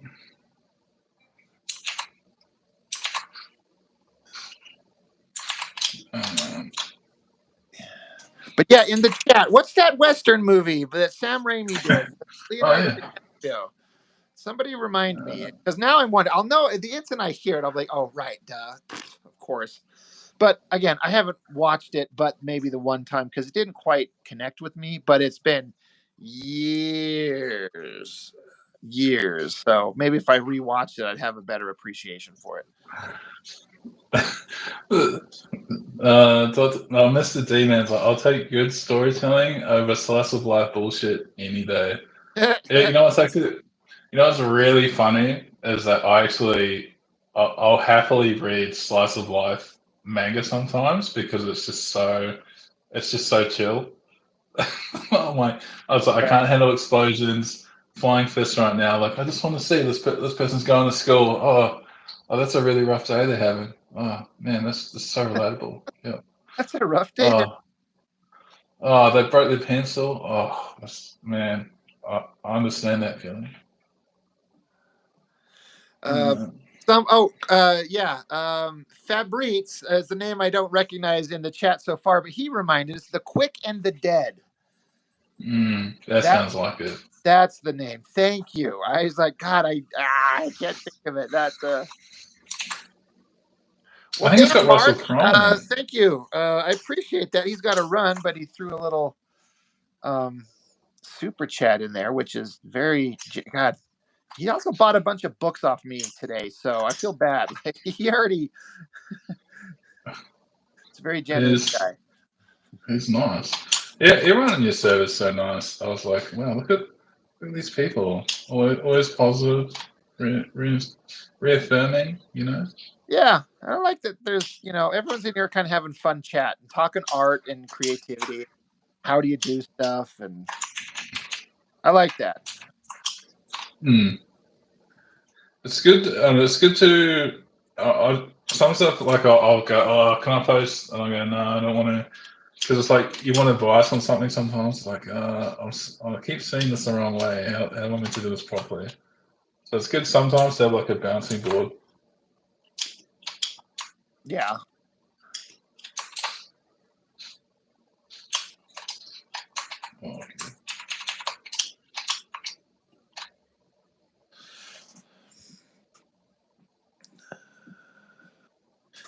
Oh, So Kayla and Liam, you're asking. So let me grab what I've got.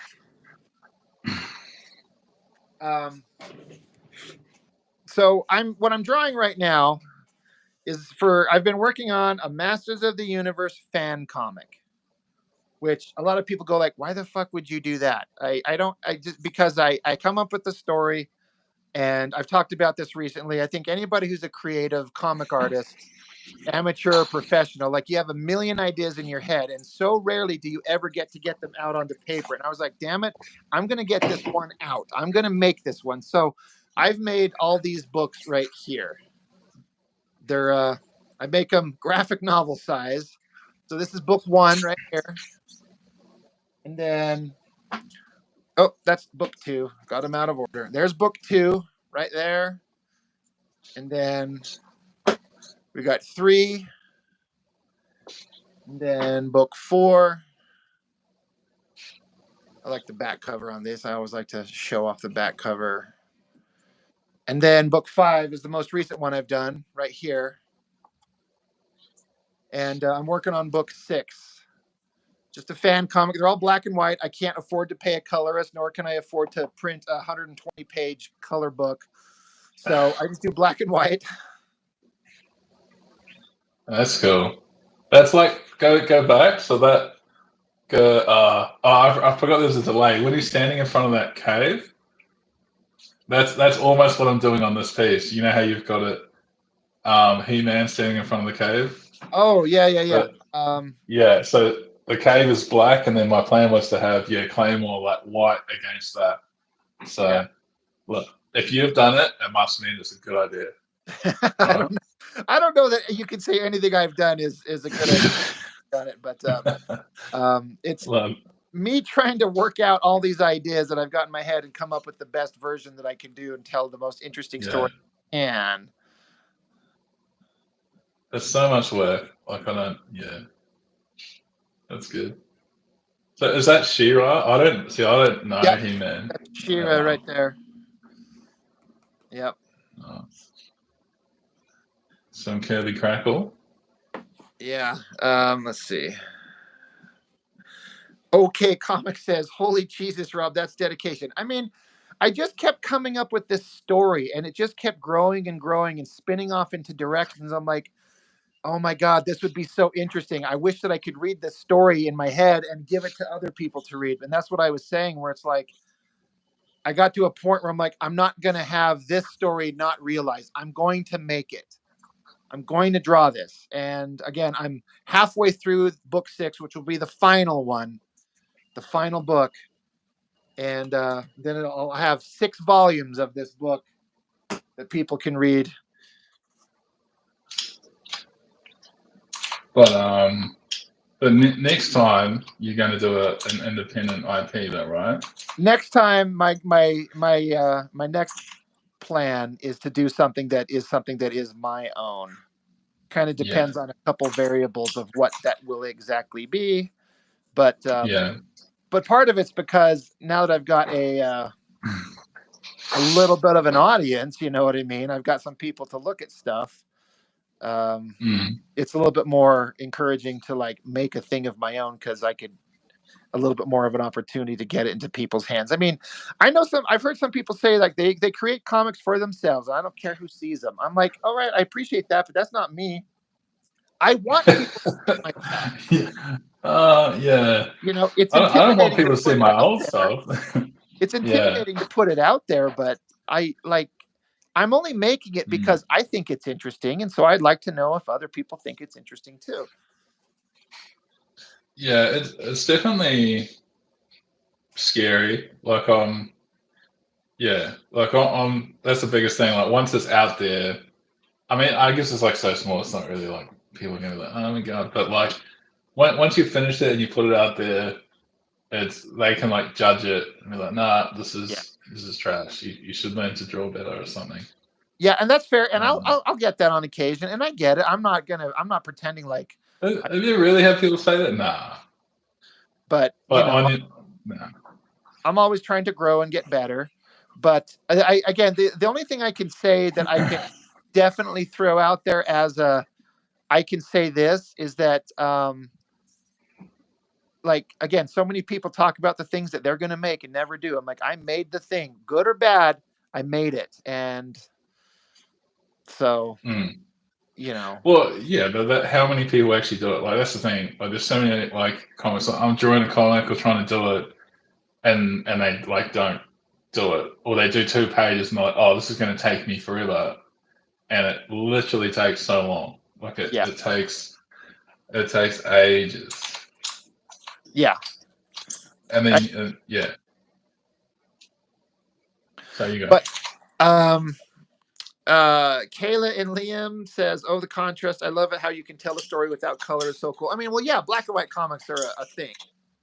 Can I please have the website? I don't have a website for it. I just have my Instagram page. It's basically the only thing besides my YouTube channel where I post up my progress on a, almost daily. I don't know how to do a website, and I don't know. I don't do technological stuff very often at all. So I don't have a website. But so if people are interested in the books, they just have to contact me through, my Facebook or my Instagram or the YouTube channel, and I can get books in the hands of people. But yeah, no website, unfortunately.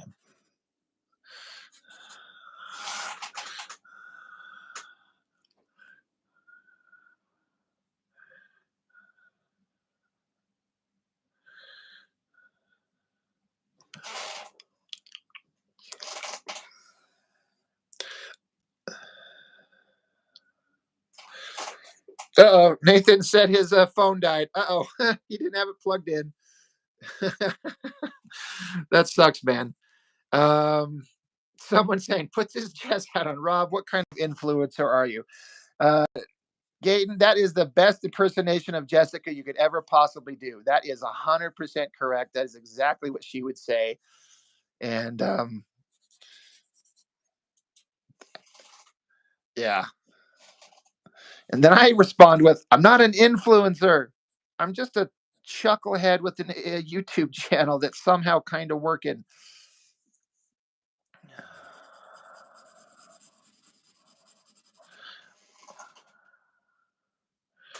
But Nathan, if you can plug your phone in and get it charged up and reset up, and you should be able to just follow that link back and come back if you can, man. Hayo says, how do you scan your comic, like digitally? Well, you just have to go to a scanner. I either go to like the local FedEx shop, or in the case of the 120 pages or so that I'm going to have done, I've got a friend who's got like a big supersized scanner at his place of employment. I'll just go over to his place where he works, and we just take like an hour and just scan them all in. Then I start cleaning them up. But yeah, got to scan them all in.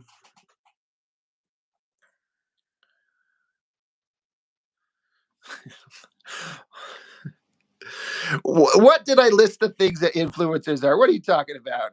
Someone saying, oh my gosh, that's funny. I don't influence. I just draw.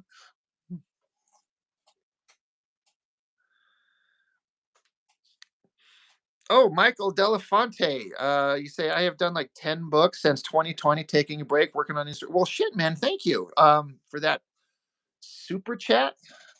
God, thank you. I'm still just shocked anytime that ever happens, because I would never, ever, ever ask for that. But so the fact that anybody feels motivated to do it is just mind blowing to me.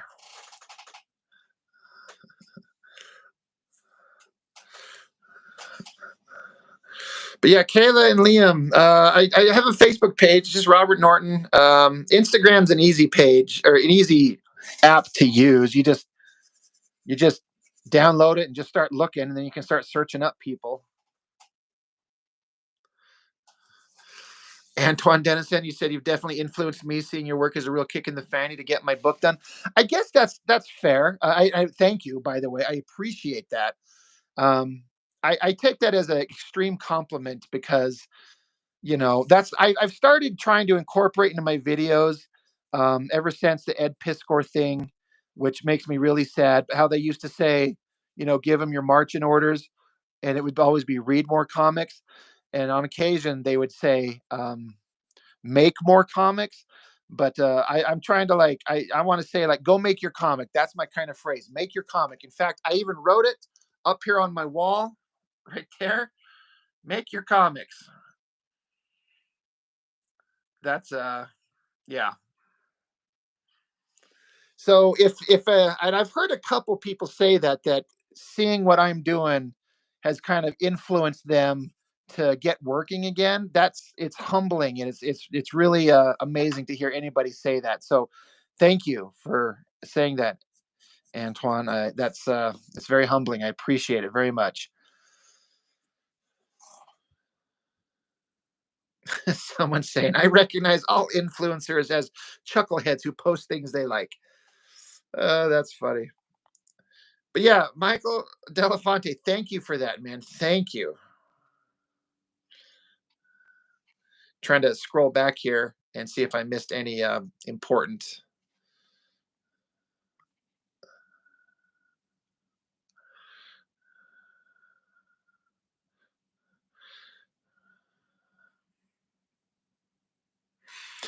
Michael Delafonte, you say again, YouTube live drawings like yours motivate me, and I always draw something, if not a book, when watching a live stream. Yeah, I get that. Like, just it. If anybody's influenced, that's the whole thing. I mean, I have to have motivation. I have to have people, you know, push me to want to make the stuff, and I have to get excited for it. Um, but I've also found I've been lucky enough to have a way to find the discipline, I guess, in a way to want to sit down and draw it. I also have to throw out there, I have to say, I'm also in a position in my life where I can dedicate a lot of time to it because, you know, I got divorced. I don't have my kids with me full time anymore. Me and the ex wife split the time with them. So I actually have a lot of time to dedicate to it. So there is that factor, in fact, having the time to do it.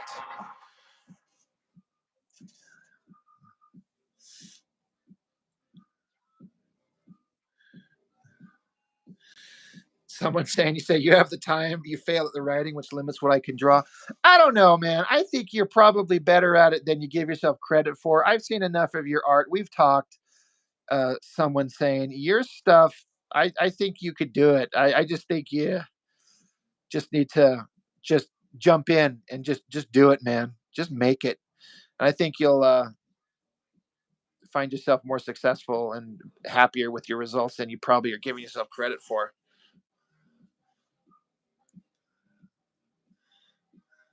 Okay, comics to say my art teacher once told me about live drawings at bars and such. I replied that drawing is not a performance art. What a visionary he was. That's interesting.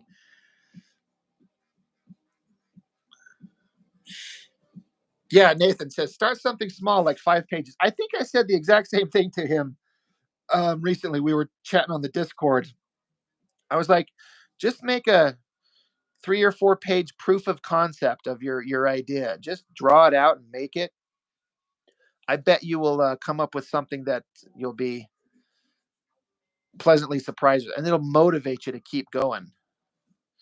I really, I feel that. I think that.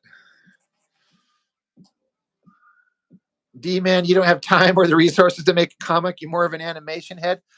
No, it's still kind of the same thing. It's telling stories through images.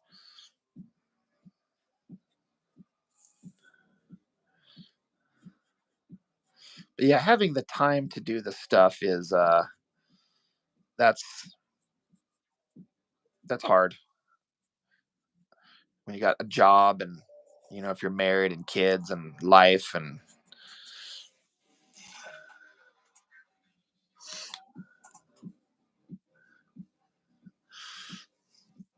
okay, comics in the immortal words of Shia LaBeouf, just do it. That's fair. That is true. Just make the damn comics. Alastor says you like the profile picture. So I assume you see the flaming skull as the profile picture. I think that's the only thing I've got up.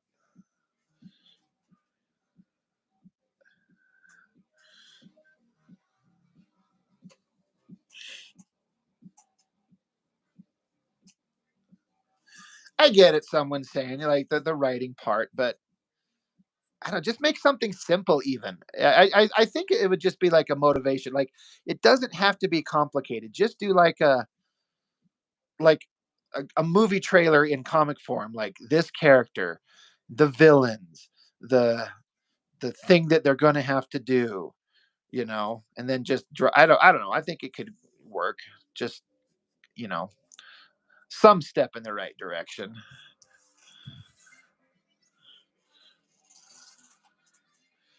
Alastor says you have to go, but you'll subscribe before you do. Have a nice day. Well, thank you very, very much.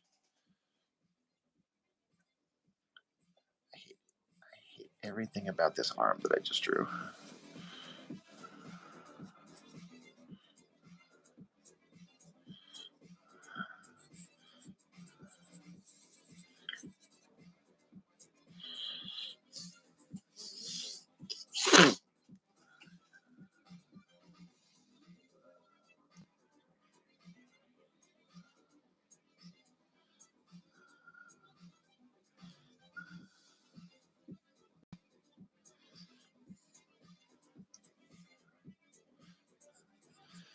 I'm trying to see where you're meaning there. Someone's saying at the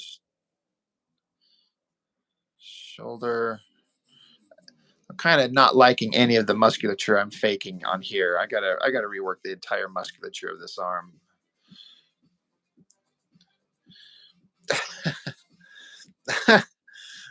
Someone's saying you could partner with a writer or just Rob Liefeld your way through it. He can't write either, but that didn't stop him. Truth all over the place.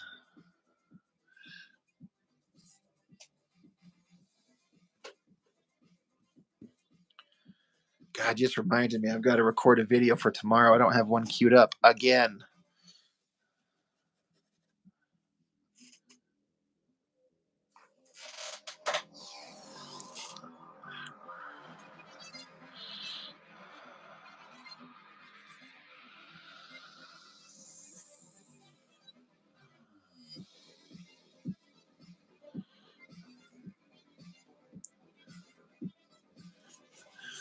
Look at the book I picked up at the comic shop today.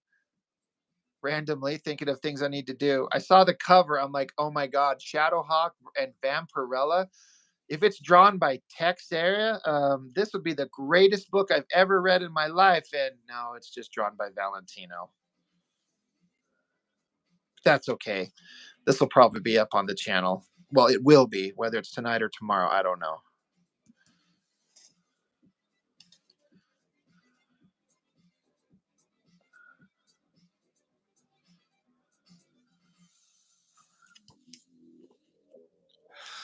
But that right there is a hell of a cover.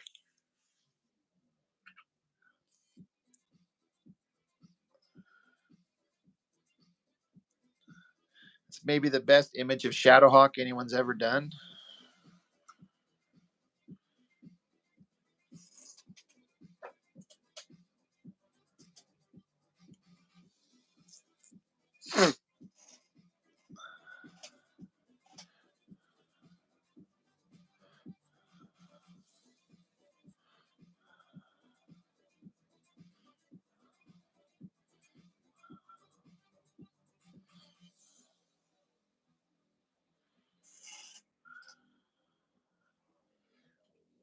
He is actually, Antoine. Let me pull him up here.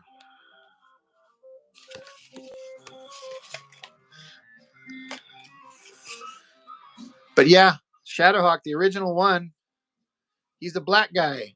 And one of his defining characteristics is that he had AIDS, which is, I don't know if that ages well, but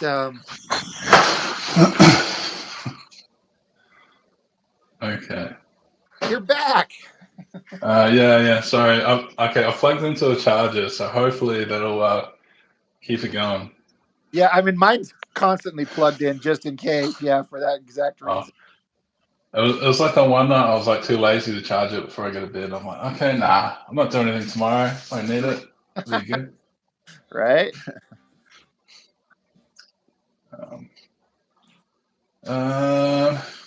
So, did I miss anything juicy? I don't know. Same old stuff. You guys are talking about writing and stuff, yeah? Yeah. Trying to convince someone saying to make a thing. This is the Ripperverse guy who's always here. He's like, I think you just love the Ripperverse, man. Yeah, that Ripperverse.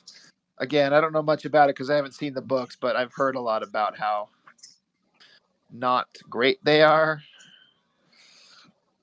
I haven't seen much. I've just seen it's like a really huge. It's not like the most backed comic or something. Yeah. Oh, he made a lot of money. I'd like to have the $3 million he makes on his campaigns. That would make me happy.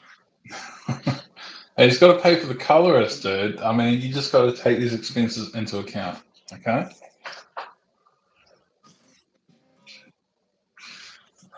Yeah. Colorists don't come cheap, all right?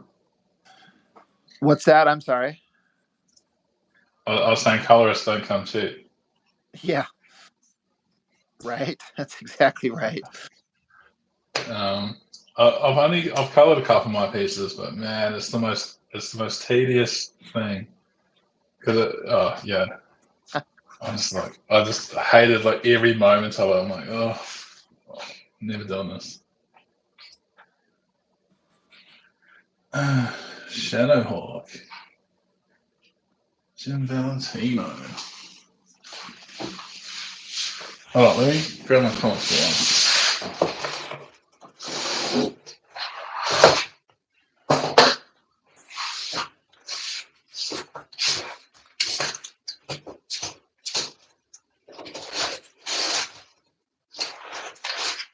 Yeah, I didn't know that Shadowhawk sold crack. I didn't know that part. That's news to me.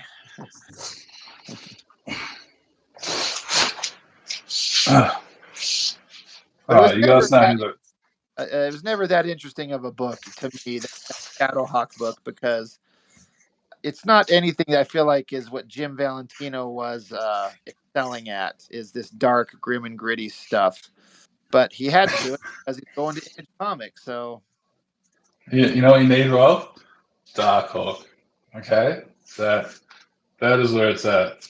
I actually liked Darkhawk. I enjoyed that book when it came out. This is my I keep doing this my retirement plan because I have like 1 to 30, and I'm like, yep, this has got to be worth millions one day. Oh man, I haven't looked at these covers. This is lit. This is cool. Yeah, crazy. Next video, Darkhawk, right, Rob? I've done issues, I think 1 and 2. Well, that makes me look bad because I haven't seen it. It's been a while, but I haven't found all my others. But it came out at a time when my older brother and I were buying comics, and sometimes he'd buy books and then I'd buy different ones and we'd share. And I think he might have been collecting the Shadowhawk because I don't think I have many of them. So I got to go hit up my older brother's stash. Are you saying, is he an artist as well? Is that what you're saying, or is he a... No. So I've got 2 brothers. I've got an older brother and a younger brother. My younger brother has his own channel, and he draws, and he's been on my channel with me. But my older brother, he appreciates this stuff, but he doesn't have an artistic bone in his body, like not one iota. So, yeah, he's lame that way. Well, yeah, but I'm kind of jealous of people because they can just enjoy it for what it is. You know, sometimes you can't switch off the artist brain. You know what I mean? You're like, oh, yeah. Yeah, because I'm always thinking about, like, if you're a director, if you're a movie maker, it must ruin movies to some extent for you because you must just be like, oh, what is that? You know, you're seeing too far behind the curtain. Right.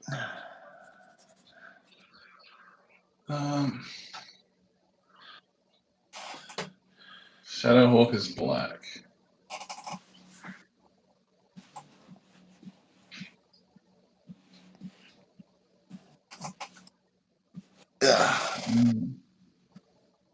Let's see.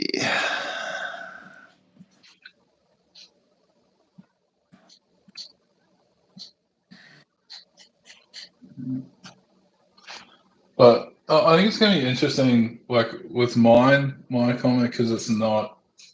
That's my biggest worry. Its biggest strength is it's not really a superhero comic, and that's also its biggest weakness. It's like a drama, but people can fly. This is kind of not the best way I can kind of, like, it's not the best way I can kind of think about it, but it's just like a psychological story, but there's those elements of it where people have perceivable, like they can fly, but you don't know why. and they have powers, but you don't know how or why, kind of as yet, because it's the first issue, you know. So do you have plans to like print it up and have some copies of it and make them available once you're done? I'm wanting to, yeah. So I'm basically, yeah, I've just got to ink it and then either letter it. I'm thinking I might pay someone to letter it. I'm not sure. I haven't looked into lettering at all. So, and I kind of want to get some people to read it. So I might, once it's mostly complete with the lettering and stuff, I might give it. I was maybe thinking, Jess, I might give it to you just so you can have a squiz, see what you think, and go, oh, what is this? Put it back in the disk drawer. What are you doing? What is this? Yeah, just to kind of finish it. I don't know if I'll print it because it's like printing is like really expensive here, and then I don't know. I just think people. Yeah, I think it'd just be so much easier to access for people online. That's fair. I mean, the place that I print through, Comic Wellsprings, they have a 25 issue, like you get like a minimum of 25 issues, and it's not that expensive, honestly, to print 25 issues of a black and white comic. That's how I do it. Yeah, that's pretty good. I really haven't looked into it like too much because I'm just like I don't want to have those mental barriers in my head. I'm like, but I'll get the comic completed first, and then I'll worry about that stuff, you know. Because I feel like if you take on too much at once, it's just like I've got all those walls in front of me, and it's like it's too much to knock down at once, you know. So it's just like let's do it one at a time, and then we'll get there. Well, if you get to that point, hit me up. I can kind of give you any pointers or in the direction of the stuff that I use, and if it helps, look into it if you need to when that time comes. Thanks, man. Appreciate it. Of course. I think, yeah, I'll be glad. I think once, I just want to get it inked and lettered, and once you can read it as a cohesive story. Because right now I'm just kind of editing it. I'm like, yep, do I like the flow of these panels? I'm like, it's 95% there. I'm like pretty happy with it, and I haven't showed it to anyone, and because I want to be like happy with it first, and then I feel like any feedback will be pretty warranted at that point. I'm like, yeah, this is the best I can kind of get out. Right. Michael Delafonte. Oh, geez, thank you. Says Mixam has decent prices for printing comics. I've never heard of that one. I'll have to look into it.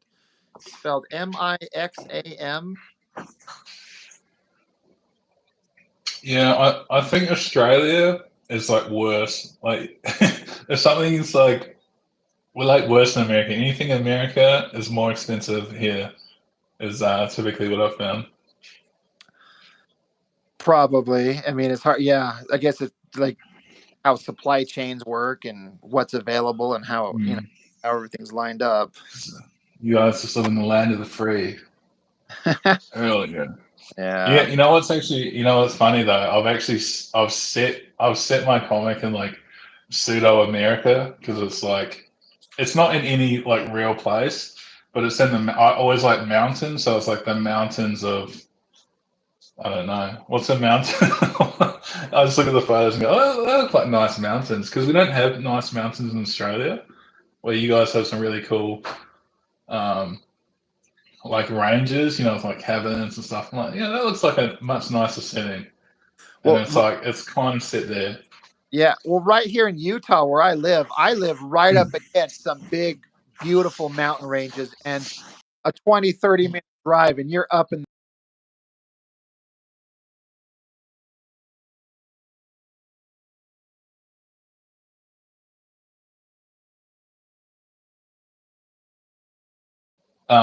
Yeah, you definitely do. Like I've seen, because I watch like motorbike videos, because I really like motorbiking, and I see like those guys are like doing some canyons and some valleys, and I'm like, that is insane compared to like what we have here. It's so flat. Right. Yeah, I can't imagine. I've never been. I haven't ever really traveled, so even just any place in the United States where it's like the Midwest where it's flat, I can't conceive of what that would look like because I've always grown up with massive mountains within eyesight at all times. Yeah. Yeah, I think it's pretty awesome. Like, I think you underappreciate it for sure. Yeah. Randomly, it just thinking of talking about, America and Australia and kind of the similarities and stuff. I remember hearing a comedian. I can't remember where I heard this from, but somebody was making the joke is that they're like America and Australia are very similar in that they have a couple of really cool cities on each coast and a whole lot of nothing in between. Yeah. Like, Yeah. oh shit, Yeah. that's kind of fucked up. It's so it's like, yeah, it's like a day. If like it's easier just to fly to another city. So if you're in like, yeah, to get to Sydney from Brisbane, it's like a monumental drive. It's just huge. So yeah, it's a real. I think that's why a lot of artists and stuff. It's so hard for them to come here. It's so far away, and then it's like even once they're here, they still have to fly basically everywhere as well. Like it's so expensive to kind of come. I'm talking about music artists and stuff. So OK Comics, it says, how do you call a quarter pounder with cheese in Australia? I think it's just called a quarter pounder. Yeah, maybe just say. I think you just say the same. I never order it, but do you guys have Big Mac there? Oh yeah, Yeah. So that's all you need, Big Mac. just basically the same thing. Just it's pronounced, not some other Yeah. pronunciation for it. Nah, it's literally the same. Right. Well then, now, so okay. Here's the thing. So as a guy who's from Australia and all that type of stuff, but like when like here in America, if somebody tells me it talks about Australia, the first thing we go is like, oh yeah, Crocodile Dundee. What is that movie and that whole actor Paul Hogan? What is he like as far as Australians are concerned? Was it like a respectable kind of? I mean, it's a comedy movie, but was it like insulting in any Yeah. way to Australia, or was it like a lighthearted? Nah. Or how is that movie perceived where you're from? No, it's like it's like it's like a pastime. Like he is kind of, yeah, like he's like an Australian, but he's like an outback. So it's like he's like the outback kind of farmer, like nice guy. Like he's the do it all. I don't know. He kind of stands for like rural Australia. Like, you know what? Okay, like imagine like country music for you guys, yeah. Right. You know, you got your country music heroes and stuff. He's basically that for here. Like he's like, oh, that's a knife, yeah, mate. Like he's just the can-do attitude. Like we can make it true blue. Like he just stands for that. Like what a typical kind of Aussie attitude is, but then kind of obviously just funny and then enhanced to 10. So it's not it's not like a insult or anything. It's like this guy's cool. Especially back then, he was cool. Yeah, I think I seem to remember them saying like that movie kind of like helped push tourism to Australia due to the popularity of it or something to that effect. And I'm like, well, that makes sense. Yeah, I mean that movie's even before my time, really. Like that's I was on the edge of that. Like it's in like that kind of '90s period where it's a little bit more before my time, but I still kind of saw it. But it was still probably at least 10 years old when I saw it. Right. But it's viewed in a good way. Like he's like, because he's like a comedian here. Like he had like a show. Like he's really old now, but I think he had like an actual like a skit show. Like he's just a legit comedian. So he's still alive? I think so. Yeah. I mean, he's quite old. I don't know. I thought maybe he could have been passed on by this point, but I don't know. No, I'm pretty sure he's still alive. I could be wrong, but I think he is. That's awesome. I'm sure I saw him in an ad like a year ago or something. Yeah. What's that other comedian that was popular for 5 minutes? No way. This shit from X-Men is not black. He's actually Aboriginal from Australia. I don't believe that. That can't be real. Oh, I'm gonna have to look that up. I don't know. That's funny. Yeah, I don't know about that one. You got to remember X-Men law changes, right? A quick sneeze from a writer, boof, boom, changed. That's how X-Men works.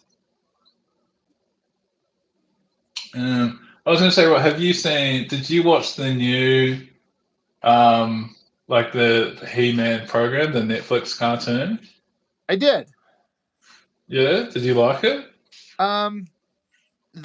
I liked the second season a lot more than the first, and Okay, so I haven't watched the second season. I So feel like Kevin Smith really screwed up, and then he screwed up again by fighting the fans online. I like Kevin Smith. I actually really do. yeah. But he made the mistake of getting the opportunity to bring back this major 80s icon and killing him in the first episode and putting a chick in his place and having them talk like chicks are awesome, men are stupid. It's like that storyline would work if it was season 2, but in season 1, introduce the character and have He-Man be the fucking star of the show. It's called it's He-Man and Masters of the Universe, and you don't kill him in the first episode and hand it off to Tila and make Tila an insufferable twat. But yeah, it was so weird because like I hadn't seen much of the original show. Like I didn't mind it. I was like, this is kind of cool. And then I saw the mass amounts of hate, and I was like, yeah. I mean, I could understand it. Like, you know, if they did that to X-Men or something, and it's like when you know the characters so well, and you're like, oh, it's not about that. So I could understand it. I didn't think it was as bad as what people were saying, but yeah. I could definitely understand it. I thought the animation was like awesome though. Yeah, I think the animation was really good. There was some really good acting. I just feel like they did better in the second season because they let He-Man be more of a focus of the story, and I enjoyed it Yeah, okay. quite a bit actually. The second season, I watched season 1 the one time, and I'm like, yeah, I don't feel the need to revisit it, but season 2 I would. Yeah, okay, I'll have to check it out. So I did like the animation. Have you been watching the new X-Men show? Oh yeah, oh yeah. Yeah. Like I like that. The animation choices are a bit weird for me sometimes. I'm just like, look, I don't kind of understand the way they're rendering some stuff. I think it looks bad. It's a bit weird. But the show's overall really good. But it's just on the story. They're like, okay, we're gonna get through this many storylines in 2 episodes. Let's go. I'm like, whoa, Yeah, right. whoa, can we slow it down? Yeah, they're Whoa, rushing through so many major storylines in one episode. You're like, whoa, wait, hold on. Strap in. And Yeah. it's like it's good because it's not like it's not something they don't want to bet. That's my one criticism. I was like, yeah, but it's like, and then they'll have a really emotional moment, like you know the last episode and stuff, and I won't really say, but like, it's like because they can't take as much time with it. It's like, and it's done. Okay, and I'm like, well, can we just absorb that? Can we have some Enya for a second and just be like, you know, well, let's watch this now. Yeah. Yeah. That episode 5 with Gambit and Rogue was really good. Yeah, it was definitely cool because my main thing I was like I wanted to see the life death thing. I was like, let's see how this works. Like, I thought that was really cool. It was so different from the comic. Like I was like, this cabin, like you know how it's like in the comic. I never understood as like an artificial construct they're in with the see-through walls and stuff, and it's like Forge built this like artificial mansion thing that was like I never quite understood what it was that they were in, but Yeah. I was like, obviously they're skipping that part, and then I didn't understand who the demon thing was as well. That might have just been my lack of knowledge on I've X-Men never read villains. the original source material on that one, so I don't know either. Okay, I feel slightly better. Yeah, I'm like, So if Rob doesn't know it, no one knows. No one knows, guys. Real quick, Antoine Dennis, or sorry, I'm reading too many names.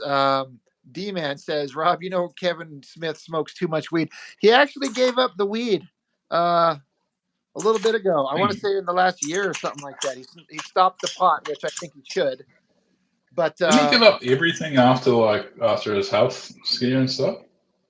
I don't know about that. I mean, he certainly changed his ways and lost a lot of weight and got healthier after his heart attack scare that he almost had. Well, not almost had. He almost died, but I was I think he went too far, dude. I was like, man, eat a burger, man. You look like yeah, I you're kind of hungry. chubby him with the big thick beard, but he's older and he's got to look at his health. I was kind of getting sick of him being such a pothead. I'm like, I don't know that this actually helps you out with anything, buddy. So I was kind of glad that he gave it up, and good for him. I think that was like I his like whole him. thing since the 90s and stuff, I guess. So. I couldn't get into it. I was trying to watch like the comic book man, but it seems so like rehearsed, like they're reading some like little script. Like that's my thing. I can't. I think it's because we're so used to podcasts now, where like you can tell if it's like legit when people are just talking. Yeah. And then you watch something that's so much more scripted, and it looks so almost awkward to watch. You're like, Yeah, I agree. It wasn't my favorite. I mean, it was kind of entertaining, but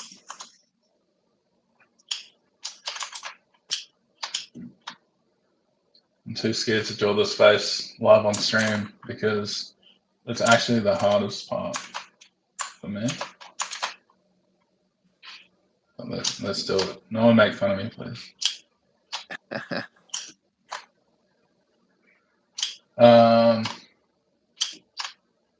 Yep. As soon as I start drawing, I'll lose what I'm trying to talk about. Let's see.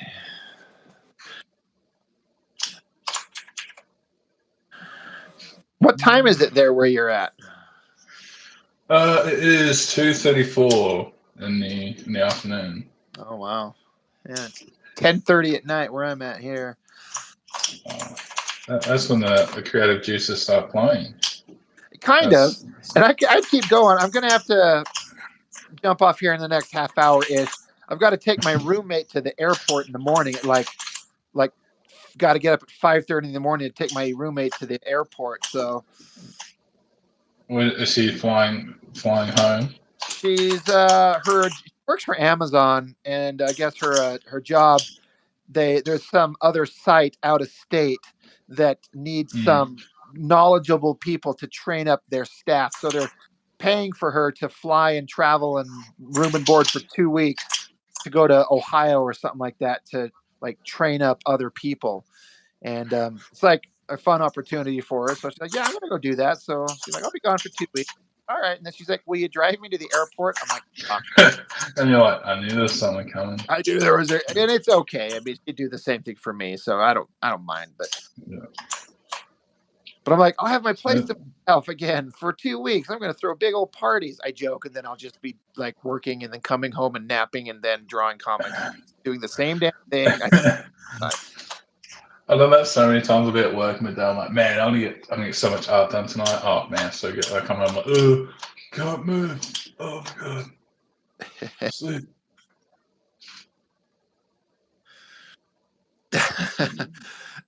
Someone says, he said, just so you know, if I ever manage to get on stream with you, you'll definitely be hearing 20 times more key clicking from me.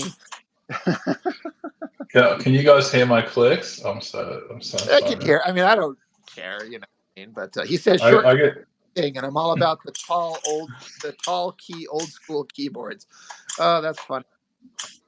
Well, yeah, it's like a mechanical keyboard, so I think they're a little bit clickier than normal sometimes. But I get so used to it because it's just like I'm just constantly hearing it that I don't even notice it anymore. Yeah, well, it took me a second. I was like, what the hell is that? I'm like, oh, right. I forget that these digital guys got to have like shortcuts and hotkeys and things like that. Right. That's okay. I get it. Yeah, it's hard for me to say like what, because I'm not really like, I'm actually quite bad. Like I do all my pencils traditional. This is like me. I'm doing this piece is trying to get better at digital, because I find it actually a lot harder to draw from scratch on it, at least. Whereas, so mostly all this new gen is like, yeah, digital is the best, Yeah. and you can definitely make changes a lot easier. Oh yeah, I'm sure. Yeah, if you screw up a line or whatever, just undo it, backspace, have different layers. Just oh yeah. Yeah. But yeah, then that becomes its own thing. You just get so used to doing it. And you're like,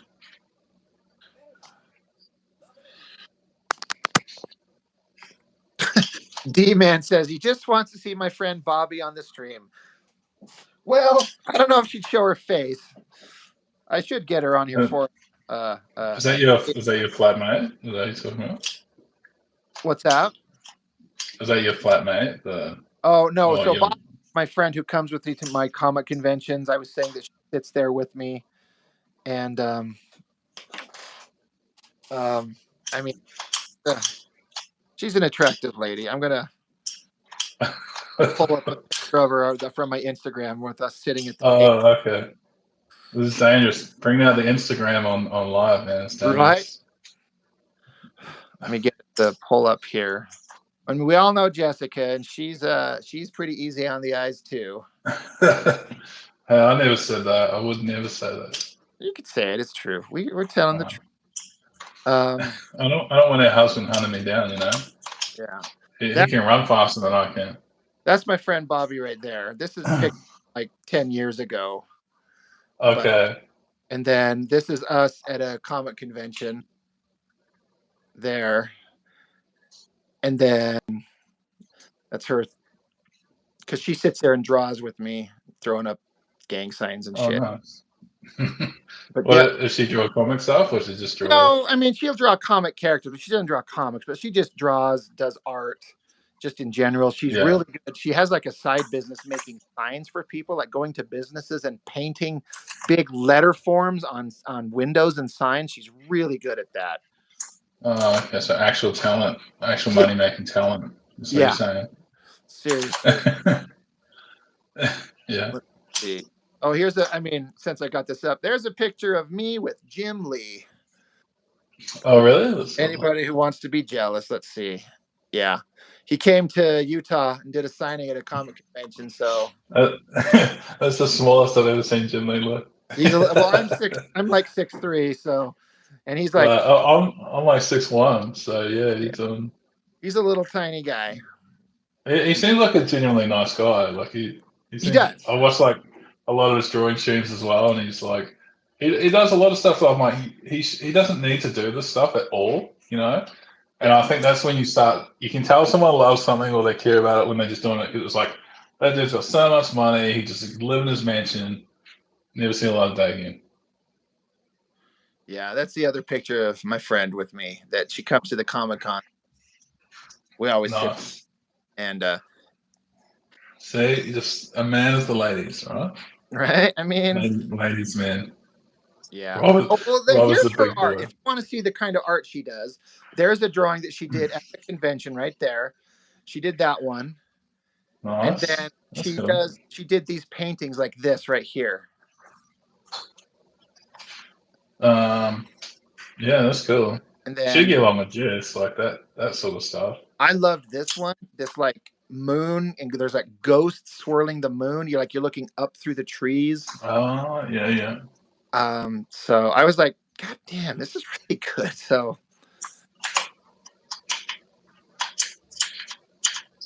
that's just like female artists. I feel like you can tell, like a lot of the time I've read comics and I'm like, just the way, because they have like an elegance to them that they like naturally put into some of their artwork and their gestures, and you're like, oh yeah. And you look up and like, yep, this is a female artist. Yeah, they kind of like a girl typically I've seen, like Jessica does this, where she brings a certain thing to her work, her art, her approach that has like a specific feminine kind of thought that I would never think of. Yeah. I think hands is where I notice it a lot. Like hands, just like how they, and I try to steal that because they like the way they'll flick kind of the fingers and like tilt them, and it's like, like everyone's drawn kind of like they're like a magical, it's a very gestural sort of thing, and it's like, and I just used to draw the stiffest hands that look like a block of cheese.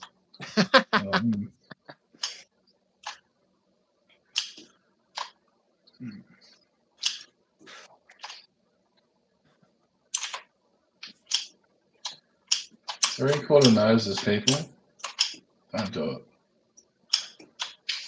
Don't do it.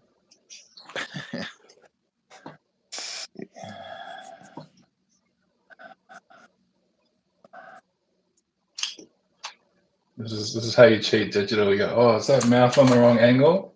Oh, I'll just turn that. Oh, perfect. Yes, I am amazing. Huh. You're like, yeah, have your pencil do that, Rob. Yeah, do that, Rob. Right? You just do it with one line. You're like, oh, I didn't need to because I got it right the first time. I don't know about that. Thanks, Rob. That's funny, man. You are not wrong. It is. I understand the advantages 100%. And just. Oh, it's yeah. I'd almost say don't, because it's like I end up with the thing where I'm kind of half a foot in one and half a foot in the other, and I end up spending more time experimenting than just like, okay, this is the only way I can do it. I'll do it this way. And I go, no, I could pencil this and then do it this way. So I think, yeah, because you're just so good at doing it that way, I'd stick with it if you can. Yeah, I'm just such a fan of the traditional, just where I want to stay. Yeah, and so am I. Like seeing just like traditional page work is just like its own thing. It's like you just can't replicate that. Like the texture and what it looks like. Yeah, I like having a thing that will be preserved forever, and I've hand off to my kid when I'm older. I don't know. And if by any sheer luck of any, like, the universe somehow gives me an opportunity to have some work shown, and maybe for some reason somehow people would be interested in buying my original artwork, I'll have a pile of stuff. You know what I mean? Yeah. So if you're at a con, like, do you have a table at the con? Is that what you're saying? Yeah. I have apply to have a table in Artist Alley, and then you can buy one or two or three even. But I just get the one table, and it's like 6 foot wide and I don't know, 2 feet deep, and then you just set it up however you can. And then so if someone walks up, so do you draw for them? They go, hey, can you draw me Princess Leia? You go, okay. I'll be like, I'll do the best I can sitting right here. Like sometimes people will be okay with me like taking their information and drawing it at home, but most of the time it's just sitting right there. And so many people come up and want some anime character I've never heard about. So. Yeah, I've had that. People ask me to draw. Okay, yeah, I'm drawing a technically an anime character now, but it's a very human. This is a very what do you call it? Like realistic anime character. Sure. I've been asked to draw like characters where they're just like so they're so like shorthanded versions of shorthanded versions, and it's such a heavy stylized thing. I just can't. Like, that's just, I could do it, but it would look absolutely terrible because the artist is drawing it in such a unique way that it's it works for them, but to try and replicate that, it's like, ugh.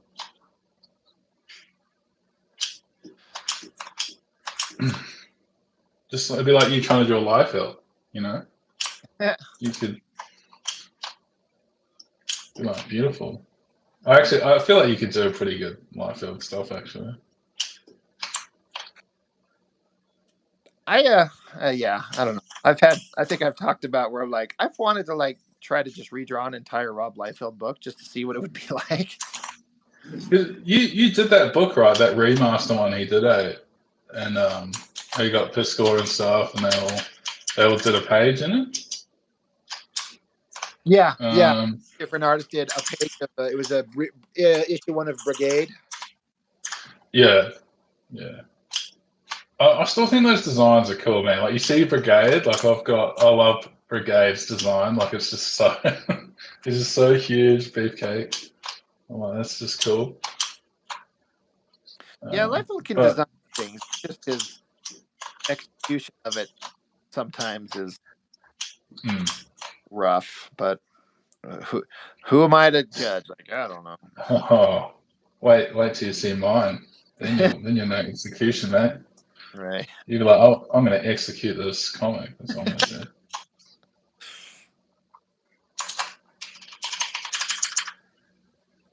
Oh, you must be a Donatello fan. Oh, Fred. I don't know who's here. Because we got different names from the Discord, so I know some. Yeah.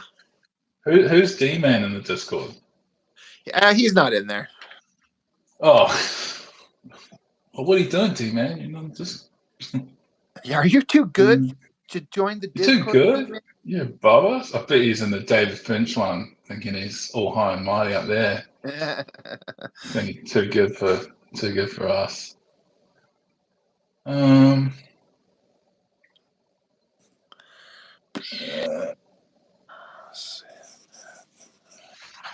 But no, I definitely think once you're done there, we get you an IP of your own, and then you don't have to worry about, you can sell it, have everything, Yeah. Well, I definitely have plans. That is the plan, and I've got ideas, and depending on if Chuck Gibson wants to, come on the ride with me and we team up, then we might make a thing together if that's kind of been something we've discussed. And we'll go that route. And if not, I'll just go my own way, see what I can come up with. America, going your own way. Right. Since 1942. D-Man says he would go join, but he's got shitty equipment. Well, it's just all you got to do is have your phone if you got a smartphone, man. But so you just got to have skill, Spend 10 minutes drawing an eyebrow like me. Absolute skill. OK Comic says he's got to go. Thanks for joining us. I'm gonna have to end this too. I've got to film a video for tomorrow. I got to decide what I'm gonna do and get that. It's going to be cable, guy. He's doing a brand new cable video. Right. It's cable. Right. It's cable. It's every week. There's a new cable video. I know he doesn't want to say it. He wants me to say it. I'm glad I can announce this live for you. Like, you'll help me spearhead the cable. Starting with Dark Messiah Cable Edition. All right. None of this is true, guys. Ignore me. Absolutely all lies. No, man. Thank you for having me on. It was fun. Yeah, once again. It's I know I say this, but we should we should do this more. If you ever have other free time, let me know, and then we could. Yeah, it's definitely like today and tomorrow are the really days, because you guys do it like when you go to stream with Jess, it's like 5 a.m. with me, or it's 11. I'm usually at work, so it's definitely hard on some other days. But always hit me up. I'll definitely try to do something. It's always fun. I enjoy hanging out with you. And obviously the chat loves having me here. Right, chat. It's amazing. Yeah. So you can see the whole chat just lit up right then with just 20 comments of love. So. Multicultural, right? Multicultural gets in Australia. Right? That's what I'm saying. We've gone international. There's legitimacy. Right. Rob goes international in the year 2024. All Thanks, right, well, guys. Thanks for having me. Yep. Thank you. Thanks, guys. See you soon. Yep, see you, man.